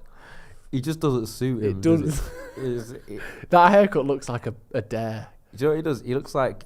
Do you know when you make characters on games? Yeah. He's a touch of the randomised look. Yeah. Randomised character. Like when you can just put like you have like his face and you put cornrows on him or something. Yeah, when you're just picking a character that's absolutely every piece of him is incongruous with the last piece. Yeah. His face with cornrows on. Yeah, there is a bit of that. Sub here, or in a second Al for Nezri. Sevilla. Al Nezri, yeah. Al Naziri, or is it? Potentially. Come on then, keeper. Yeah. Got booked for that, Anthony. Come on. For the kick out. I mean, considering Fernandes got booked for the free kick in the first half, you'd expect the yellow for her. No, poor ball.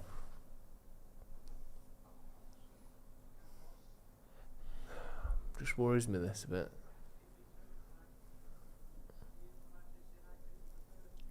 Interrupt him.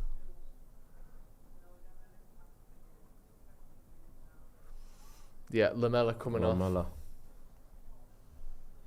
He's one of those players. It seemed like he was trapped at Spurs for about 4 years, wasn't it? Yeah. I mean, he never really played, but he couldn't get rid of it. He just scored like 3 Rabonas.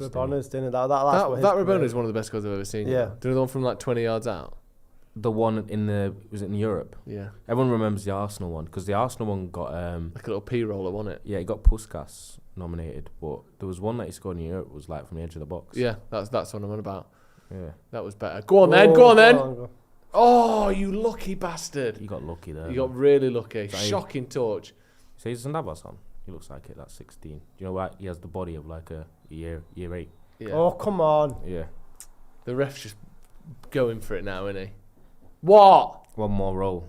Just one more for good measure. What's up? Oh, it's not. It's... Jesus. Oh, my God. What's he held his face for? Because he touched his neck. Vegos touches his neck.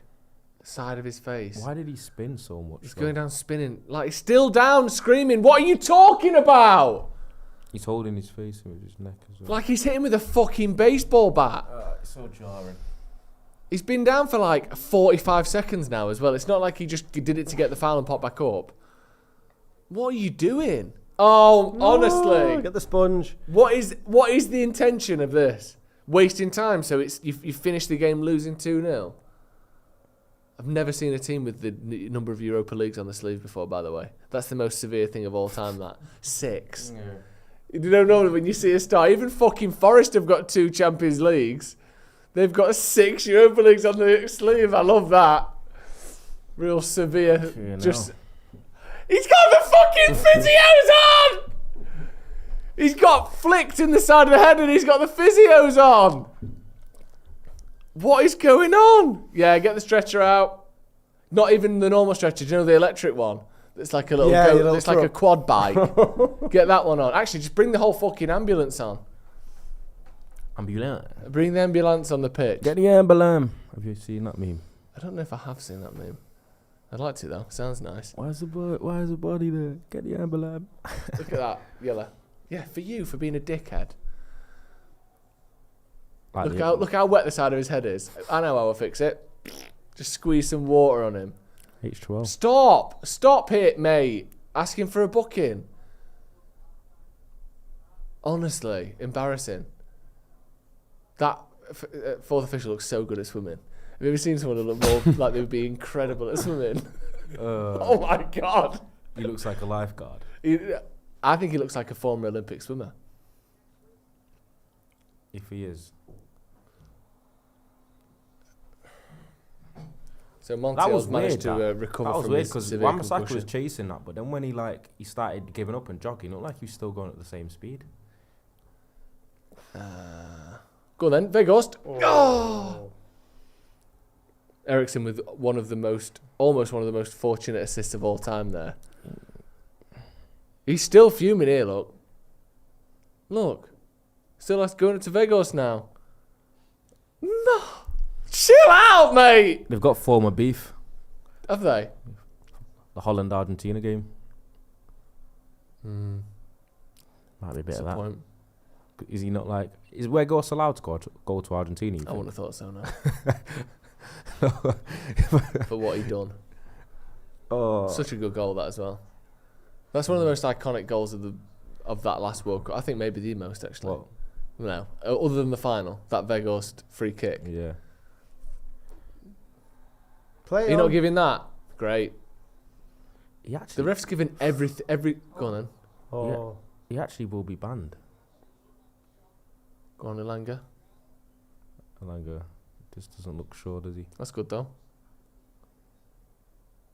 Oh. Yeah, it's too tight, that. Who will be banned? It's just funny, like... From Argentina? And I actually believe that could be the case. Like, South America, you can't mess about. Certainly getting some dodgy looks in it if he walks down the high street. Yeah, it's not going to hide, is it? You're not going to be able to like blend in. Yeah. No. Seen Vegas down Aldi. I reckon he should chance it.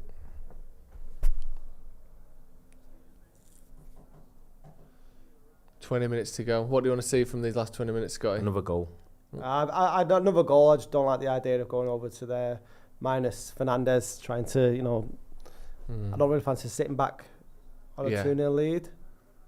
It's always dodgy ground, but the amount we fell off since that first 35 minutes in the first half, and then since the substitutions, I don't think they've made the impact as you'd hope.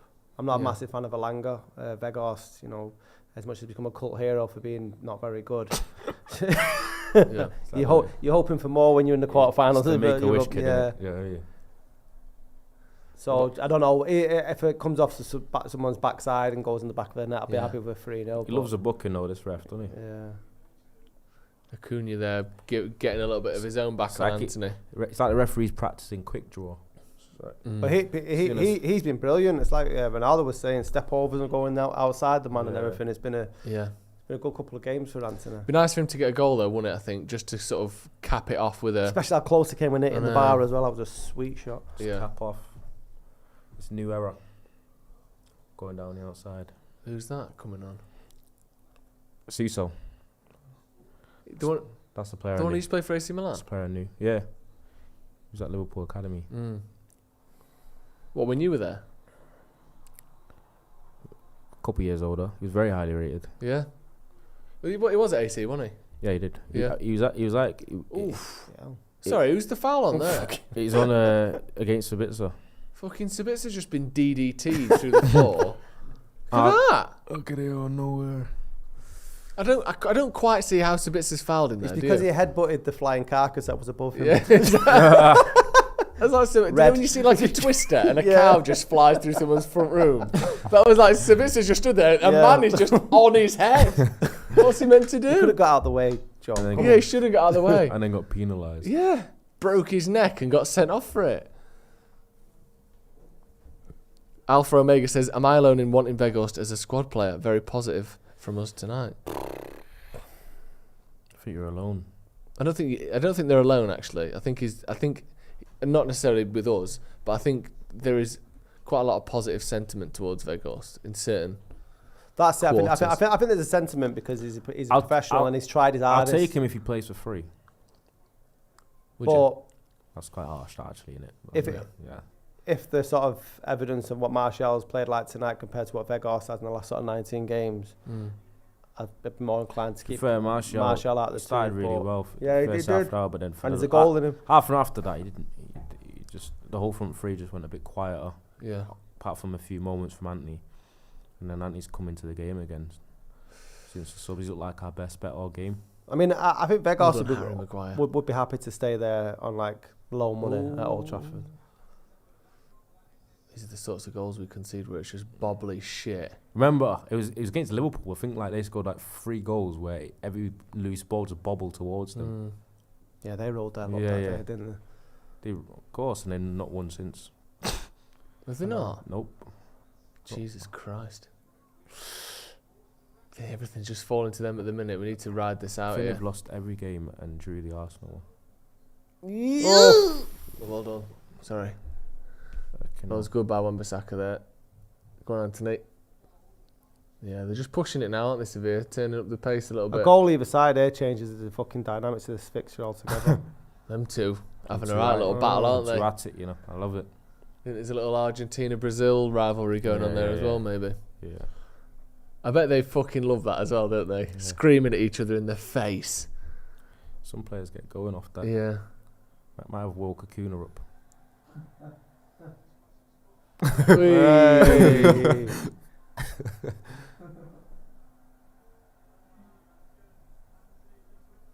like this. As long as they don't score, I like this. I think they're enjoying it, both of them. Yeah, me too. Anthony and Acuna just winding each other up there. Go on, win that. I think Alanga's. See, out of the commentators, the only one appreciated is the former player, Robbie Savage. Yeah. The other one sounds like a teacher about, we got to be careful. Yeah. Talk to each other there, lads. Robbie Savage is like, no one around them at all. Just getting a little bit heated there, isn't it? Is that something to worry about there if you're a United fan? No. They're both on a booking. Think either of them will get sent off? Nah. I don't know. This ref's a bit weird. I think any normal ref is kind of just letting him. Look at that. No, they'll have their laugh.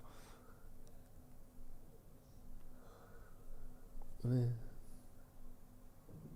But he might flex. What's he got on here? Imagine flexing the shoulder bars 2-0 down. Nice. Yeah, exactly. Yeah. So I thought, screaming in his face like you're not losing. That's what you were talking about American. That was so like a. American sport. Someone will be like 30 to 17 down or 30 to 6 down. Do a sack and fucking dance off the pitch like you're not getting absolutely battered. Like do the gritty. The thing is on the floor again. Oh, that was being weird. The right fullback. idea, bad pass though. Was it? Yeah. Go on. That's nice. That's really nice. Oh! So slow, isn't he? Oh my God! He needs to go off. He needs to go off. Everything's broken. Montiel's broke his shit. Look at that! Look at that! Are you joking? Oh, what a little twat he is! That's embarrassing. The thing is, he's keeping everyone on side as well. Embarrassing. Do you think there might be anything in it that they're trying to keep it 2-0? Maybe. You know, time wasting. Do the old Newcastle? Yeah, 2-0's not the worst result, is it? Especially when you consider. I don't know. I feel like they just don't have any belief because Sevilla have been bad this season, even domestically. Yeah, maybe they're borderline on relegation zone over there. He's just taking the piss though, that fullback, isn't he? I think they've only won once in like their last 9. That's a foul, ref. You just put your arm around someone and yank them behind you, and that's not a foul. That was almost very tidy. Could have been through on goal there, Veghorst. Has Ericsson always had a bald patch? Yeah. Well, no, not always, but for a while since we had him, yeah. Yeah, okay. Just didn't know if that was like stresses. Possibly. He's not enough of the man. Turkey, man. Turkey's always there. Ooh, there you go. Juve just scored against Sporting. Was it Sporting? Yeah. Yeah. I feel like United. It sounds like a final, that though, isn't it? Juve. Yeah. What's in Juve? Good touch. It's a decent away day, Turin. Okay, now Wan-Bissaka looks like fucking Vieira in there. Go on then, find someone, Malacia. Great pass. Oh, it's just in between, innit? You saw it. In between us. Went for it. Ooh. Throwing? I didn't like it. No, he's offside. He's offside. Oh, was it? Palestri. It's for Anthony, do you think? Sounds like a dish.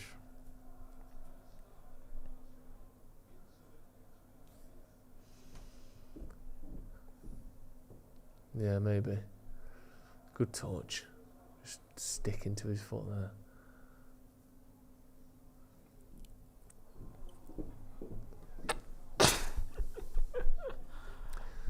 Struggling a bit of Langer, isn't he? Can't take it any longer. Yeah, I'll give you that. Yeah, give me that one. I'll give you that, just about.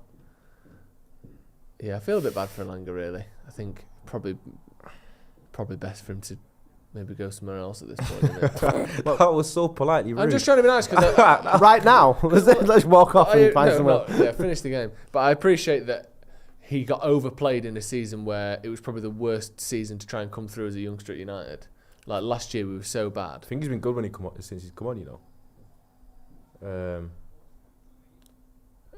Maguire's been good. Yeah, he has. Can't believe it. Oh, he's going down again. Oh, he's gone again! Honestly, there needs to be a rule. If you're on the floor, I think that's more than three... That's Navas. Right, whatever. What are you doing? Who's that? Oh, he's gone. See, actually, Navas. Fair play. The rest of the managers have. Come on. Everyone, if you're playing that right full-back position for Sevilla tonight, you have to go down like you've been shot every time the ball goes near you. Anthony coming off. Man of the match, I think. I'd say so. It's hard to not give it Sabitzer with 2 goals, though, isn't it? But he's not been done much aside. I think if Andy, he's played well. He's gone full Haaland, hasn't he? Yeah, if Andy bent that in. When do you think we're going to see Palistri? Full Haaland is the accurate description. Yeah. Apart from the only time that I've seen, I think his performance against Bayern was the best I've ever seen him play. Haaland for City. Yeah, it was good because he was actually involved. You know, he apparently ran 12k at that game as well. Nah, fucking robot. When do you think I can't wait for him to join Madrid. Palistri have his glow up haircut. Because you always see these young players with a sort of like bigger, looser hair. At some point, it's gonna get real crispy and tight, and that's when he's going for the Ballon d'Or, innit? Do you think maybe 2025? Which Ballon d'Or are you on about? Do you know when Messi came through and he had that long hair? Yeah. And it slowly, as he got better, it got shorter and shorter and shorter. Band. Yeah. I think we're going to see that from Palistri. That's a good pullback as well there. Sabitzer with another one. Malacia, find the corner. Anybody else except for him. I'm not going to lie to you, that's where Ghost's fault. Is it? Why has he set that to Malacia on the edge of the box and not just shifted it 5 yards out for Langer? Look. Why are you not shifted? I don't know though. What? Yeah, I don't. I know what you mean. Yeah, but also he's made the opportunity harder. If you're a striker of any, if you're there, he could turn and shoot there as well. Other strikers have done that from that, but he's not a goal scorer. I think finding a pass in the box to a man that's free, I don't think is the worst thing. But I see what you mean. Maybe if someone who's a better passer would have just knocked it first time to Elanga. But yeah, Malacia is literally the last person on the pitch. Even Wan-Bissaka would take over Malacia hitting that. If that's Bruno, he's probably bending that first time though, isn't he? So unfortunate. Pops up in good areas in the box also bits when he plays that attack. He does. Game, Joe. Yeah. We need to work out why it keeps doing it. Oh. 2-1's a good result for them though. It is. Right, we're back again. Fuck off. And Sevilla have scored. Timing. Fuck off. That's an awful, awful goal to concede. That. You silly, silly bastards. Malacia and De Gea there. I don't think that's what. No, you can't say that the goalkeeper is without fault if he's getting beat at his near post from the fucking goal line. There's no thingy, by the way. There's no away goals rule. I know, but still, it's not comfortable. We're not scoring any away goals without Bruno and Rashford. Now Fernandes or Rashford. It's the opposite. Cross comes in. Lucky little deflection. Malacia is not watched. Look. What the hell? No, it's not De Gea. I didn't realise it comes off Malacia. It's a own goal. I thought he'd hit that straight at De Gea and he'd knocked it. The thing is, if you look, I think it's Elanga that shouts to Malacia, "Watch your runner." Yeah, shit from Malacia there. No, it's not De Gea's fault. It just hits him. So saying at the beginning of the game, wasn't it? Like Malacia and Shaw drop off. That's so annoying. Yeah, different fucking game now. Ain't convinced by Malacia. Just fell asleep there completely, didn't he? Who's injured now? Oh, Malacia. Oh, Martinez. Oh, fuck's sake. Gets worse.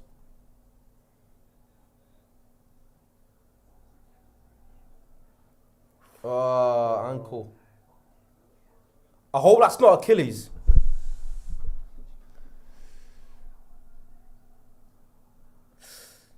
I hope not, I know. If it is, he's fucked. Oh, no.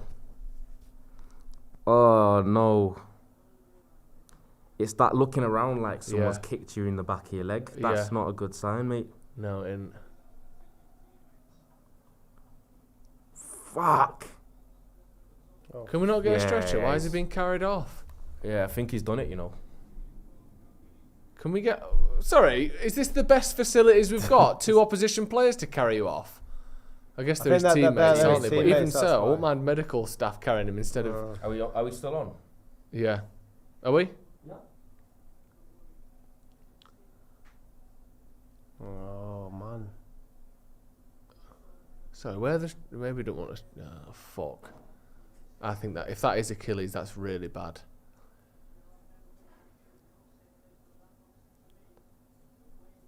Fucking hell, that's literally one of the worst injuries you can have, that.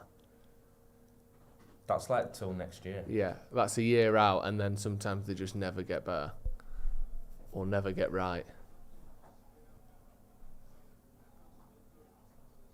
Yeah, like you said, he looked back like someone had kicked him. Fucking hell. Right, so it's 2-1.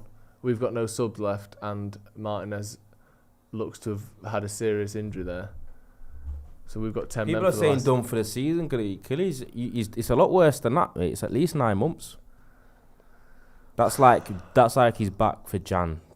Yeah. Do you know what I mean? Fucking hell. Is Maguire staying? Yeah. Literally. He might have literally saved Maguire's career. Fuck's sake, man. Hopefully, it's just an ankle. But it didn't. That doesn't look like. No, it looked like he held the back of his leg, didn't it, rather than the side. He's still.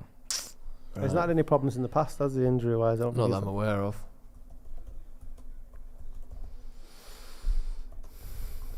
Let's have a look. So, in the past, he had a 62-day spell being out last season with a muscle injury. Doesn't say what. Other than that, he's missed 9 games in his whole career through injury.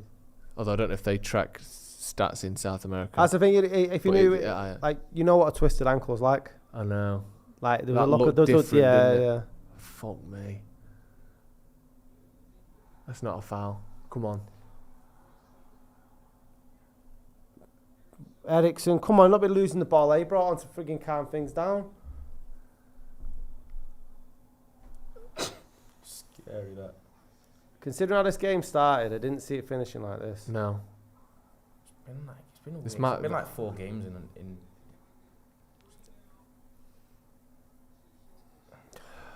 So gutting that. 0 control. I know. Well, we're down to 10 men now as well, aren't we? So. Why?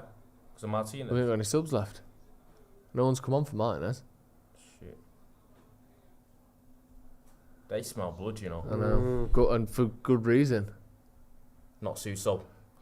Come on. Fucking catch it! Got traumatised when I saw that. Wow, that looks like a red. No, it's not. His foot was back down. Free kick to Sevilla. Nazamar says has to be Achilles injury for Martinez. It looked like it, didn't it? Yeah. Hopefully it's like a partial tear or something, or who knows. That's not really I know, but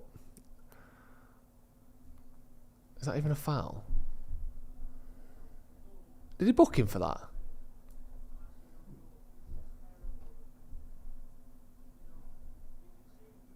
Such a shit end to this, isn't it? There he is. He's finally gone off. The war hero. Fucking Montiel for Sevilla. I can't believe he's managed to make it through.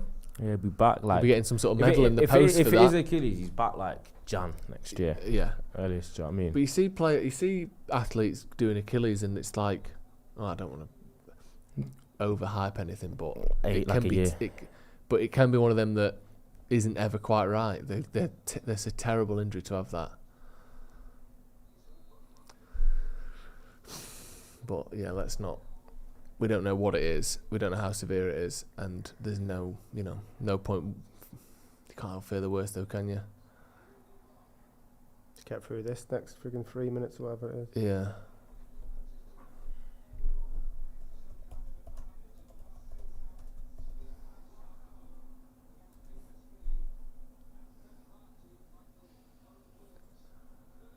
Cross in, header. He's good in the air. Great save, De Gea. Fucking hell.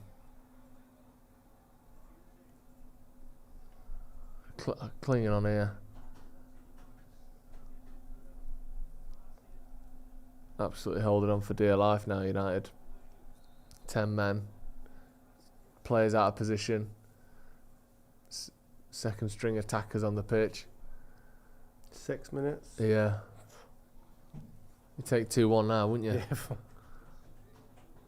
You called it, didn't you? You said 2-1 Sabitzer scores. I think you did, actually, Ronaldo. It's a free one. Did you? Another corner to Sevilla. Fuck! Sorry. Just shit that, man. I know. I'm checking. I'm checking on air. Injury. Rashford out, Shaw out, Martinez out, Varane out, Bruno suspended next week. That's from Liam Rascola. Crossing from deep. It's all severe at the minute. United just edge of the box. Another cross in. Won the header again, and it's gone in. Yeah, it's gone in. Deflected and in. Yeah. 2 deflected goals, 2-2. So he's come on and just won the fucking ball every time it's gone in. Yeah, he's a monster in the air though. Who's he beat there though? He didn't look like he leaped that high. It took a massive deflection again, didn't it? It's come off Maguire. That's so frustrating. Again, just a cross in. It's Casemiro that he beats. It's going like 20 yards. Oh, he can't do fuck all about that. No, what can he do? Yeah. That's so going fucking like, lucky. That is so lucky as well. 2 such so fucking jammy. lucky goals. 2 ridiculous goals. I know Malacia made a mistake for the first one, but for it to hit him and go in from that fucking angle even if you look is almost at it, impossible. The thing is, Joe, he's fallen over there. But the thing is, even if you look at that, when the cross came in, it was for Malacia. There was 2 players there, and neither him or Alanga. I've noticed since Alanga came on, it's just all gone down to shit down that left-hand side. Yeah. Ridiculous. Playing with 10 men. We're fucking done here, aren't we? Let's be honest. It's going to be horrendous now for the rest of the season. That's not a foul. Get up. Can't believe this. What's happening here?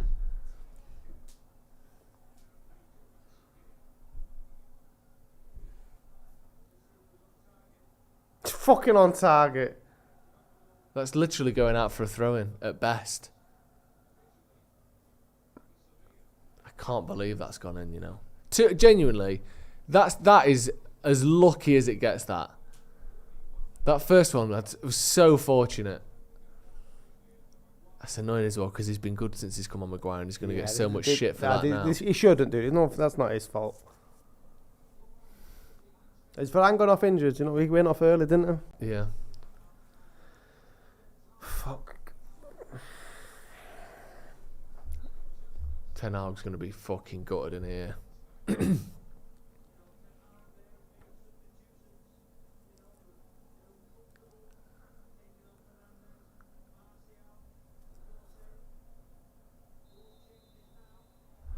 I can't have this about that. This is Ten Hag taking off Martial and Langer, Martial, whoever. They did fuck all of the second half, all 3 of them. Anthony did a few things, but Malacia switching off at the back post, Varane snapping his Achilles, and 2 of the luckiest fucking goals you'll ever seen isn't. Are we off again? Yeah. Sorry about that. We're fucking getting new internet tomorrow. What a shit show that is. This is going to sound really harsh. Maguire could have done nothing about that, but if I was being ultra harsh, it wouldn't have hit him if he wasn't so deep behind the defensive line. Come on. What about Casemiro, wow, who literally doesn't even jump with his man? I love Casemiro, but fuck me. If we're finding ways to blame Maguire for that, it's not even his man. He stood with his man. If Maguire stood next to their player, there's just nothing he could do. Nothing he could do. Nothing he could do about that. Casemiro should do better if anyone should. Just a fucking shit show, innit? Both of our centre-backs injured. One of them looking seriously injured. No subs, down to 10 men.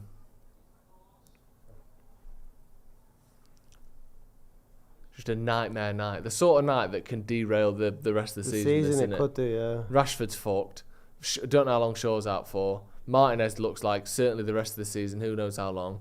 Varane's, I don't even know what's up with him.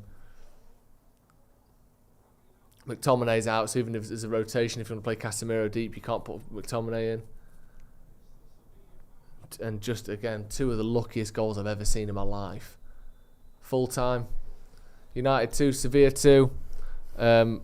Bizarre game, that, wasn't it? I genuinely can't believe that that's ended 2-2. No. I mean, the optimism we had in the first sort of 15, 20 minutes was quickly sucked out of us. But the way that game's ended, it's just turned into an absolute car crash. Yeah.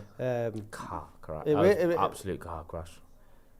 I feel like everything that could have went wrong. And ever since the half an hour onwards. Yeah. Injuries, deflections going other people's way. There was nothing second half. I think 2-2 after being 2-0 feels like a bit of a loss against a Sevilla team that have been absolutely shite this season. Yeah. And now we go away to their ground, which it's not a very easy place to play. Without Bruno, without Martinez, probably without Varane, you got no Luke Shaw, no Rashford. I actually seriously question our ability to go to Sevilla next week and get a result. Yeah. Never mind follow it playing against a very, very good Brighton side straight after. Yeah, definitely. Right. Unfortunately, that's the end of that. We'll be back for the review in a few minutes. There's a lot to break down there, isn't there? We've seen some sunken heads at the minute, but there's a lot to go through. We'll be back in a few minutes. Stay where you are because you'll be automatically taken to the review. So we'll be back over there in just a few minutes. Thank you for coming on, Ronaldo. Sorry that it ended the way it did. I'm a big Soko. Mental that, isn't it? Thank you Scotty as well for coming on. Make sure you check out the Scotty and Marty podcast. Thank you for joining us at home. Like I said, stick around. We'll be back for the review in just a minute. Manchester United 2, Sevilla 2, in one of the most bizarre final 20 minutes of a game I've ever seen in my life. We'll see you in a bit.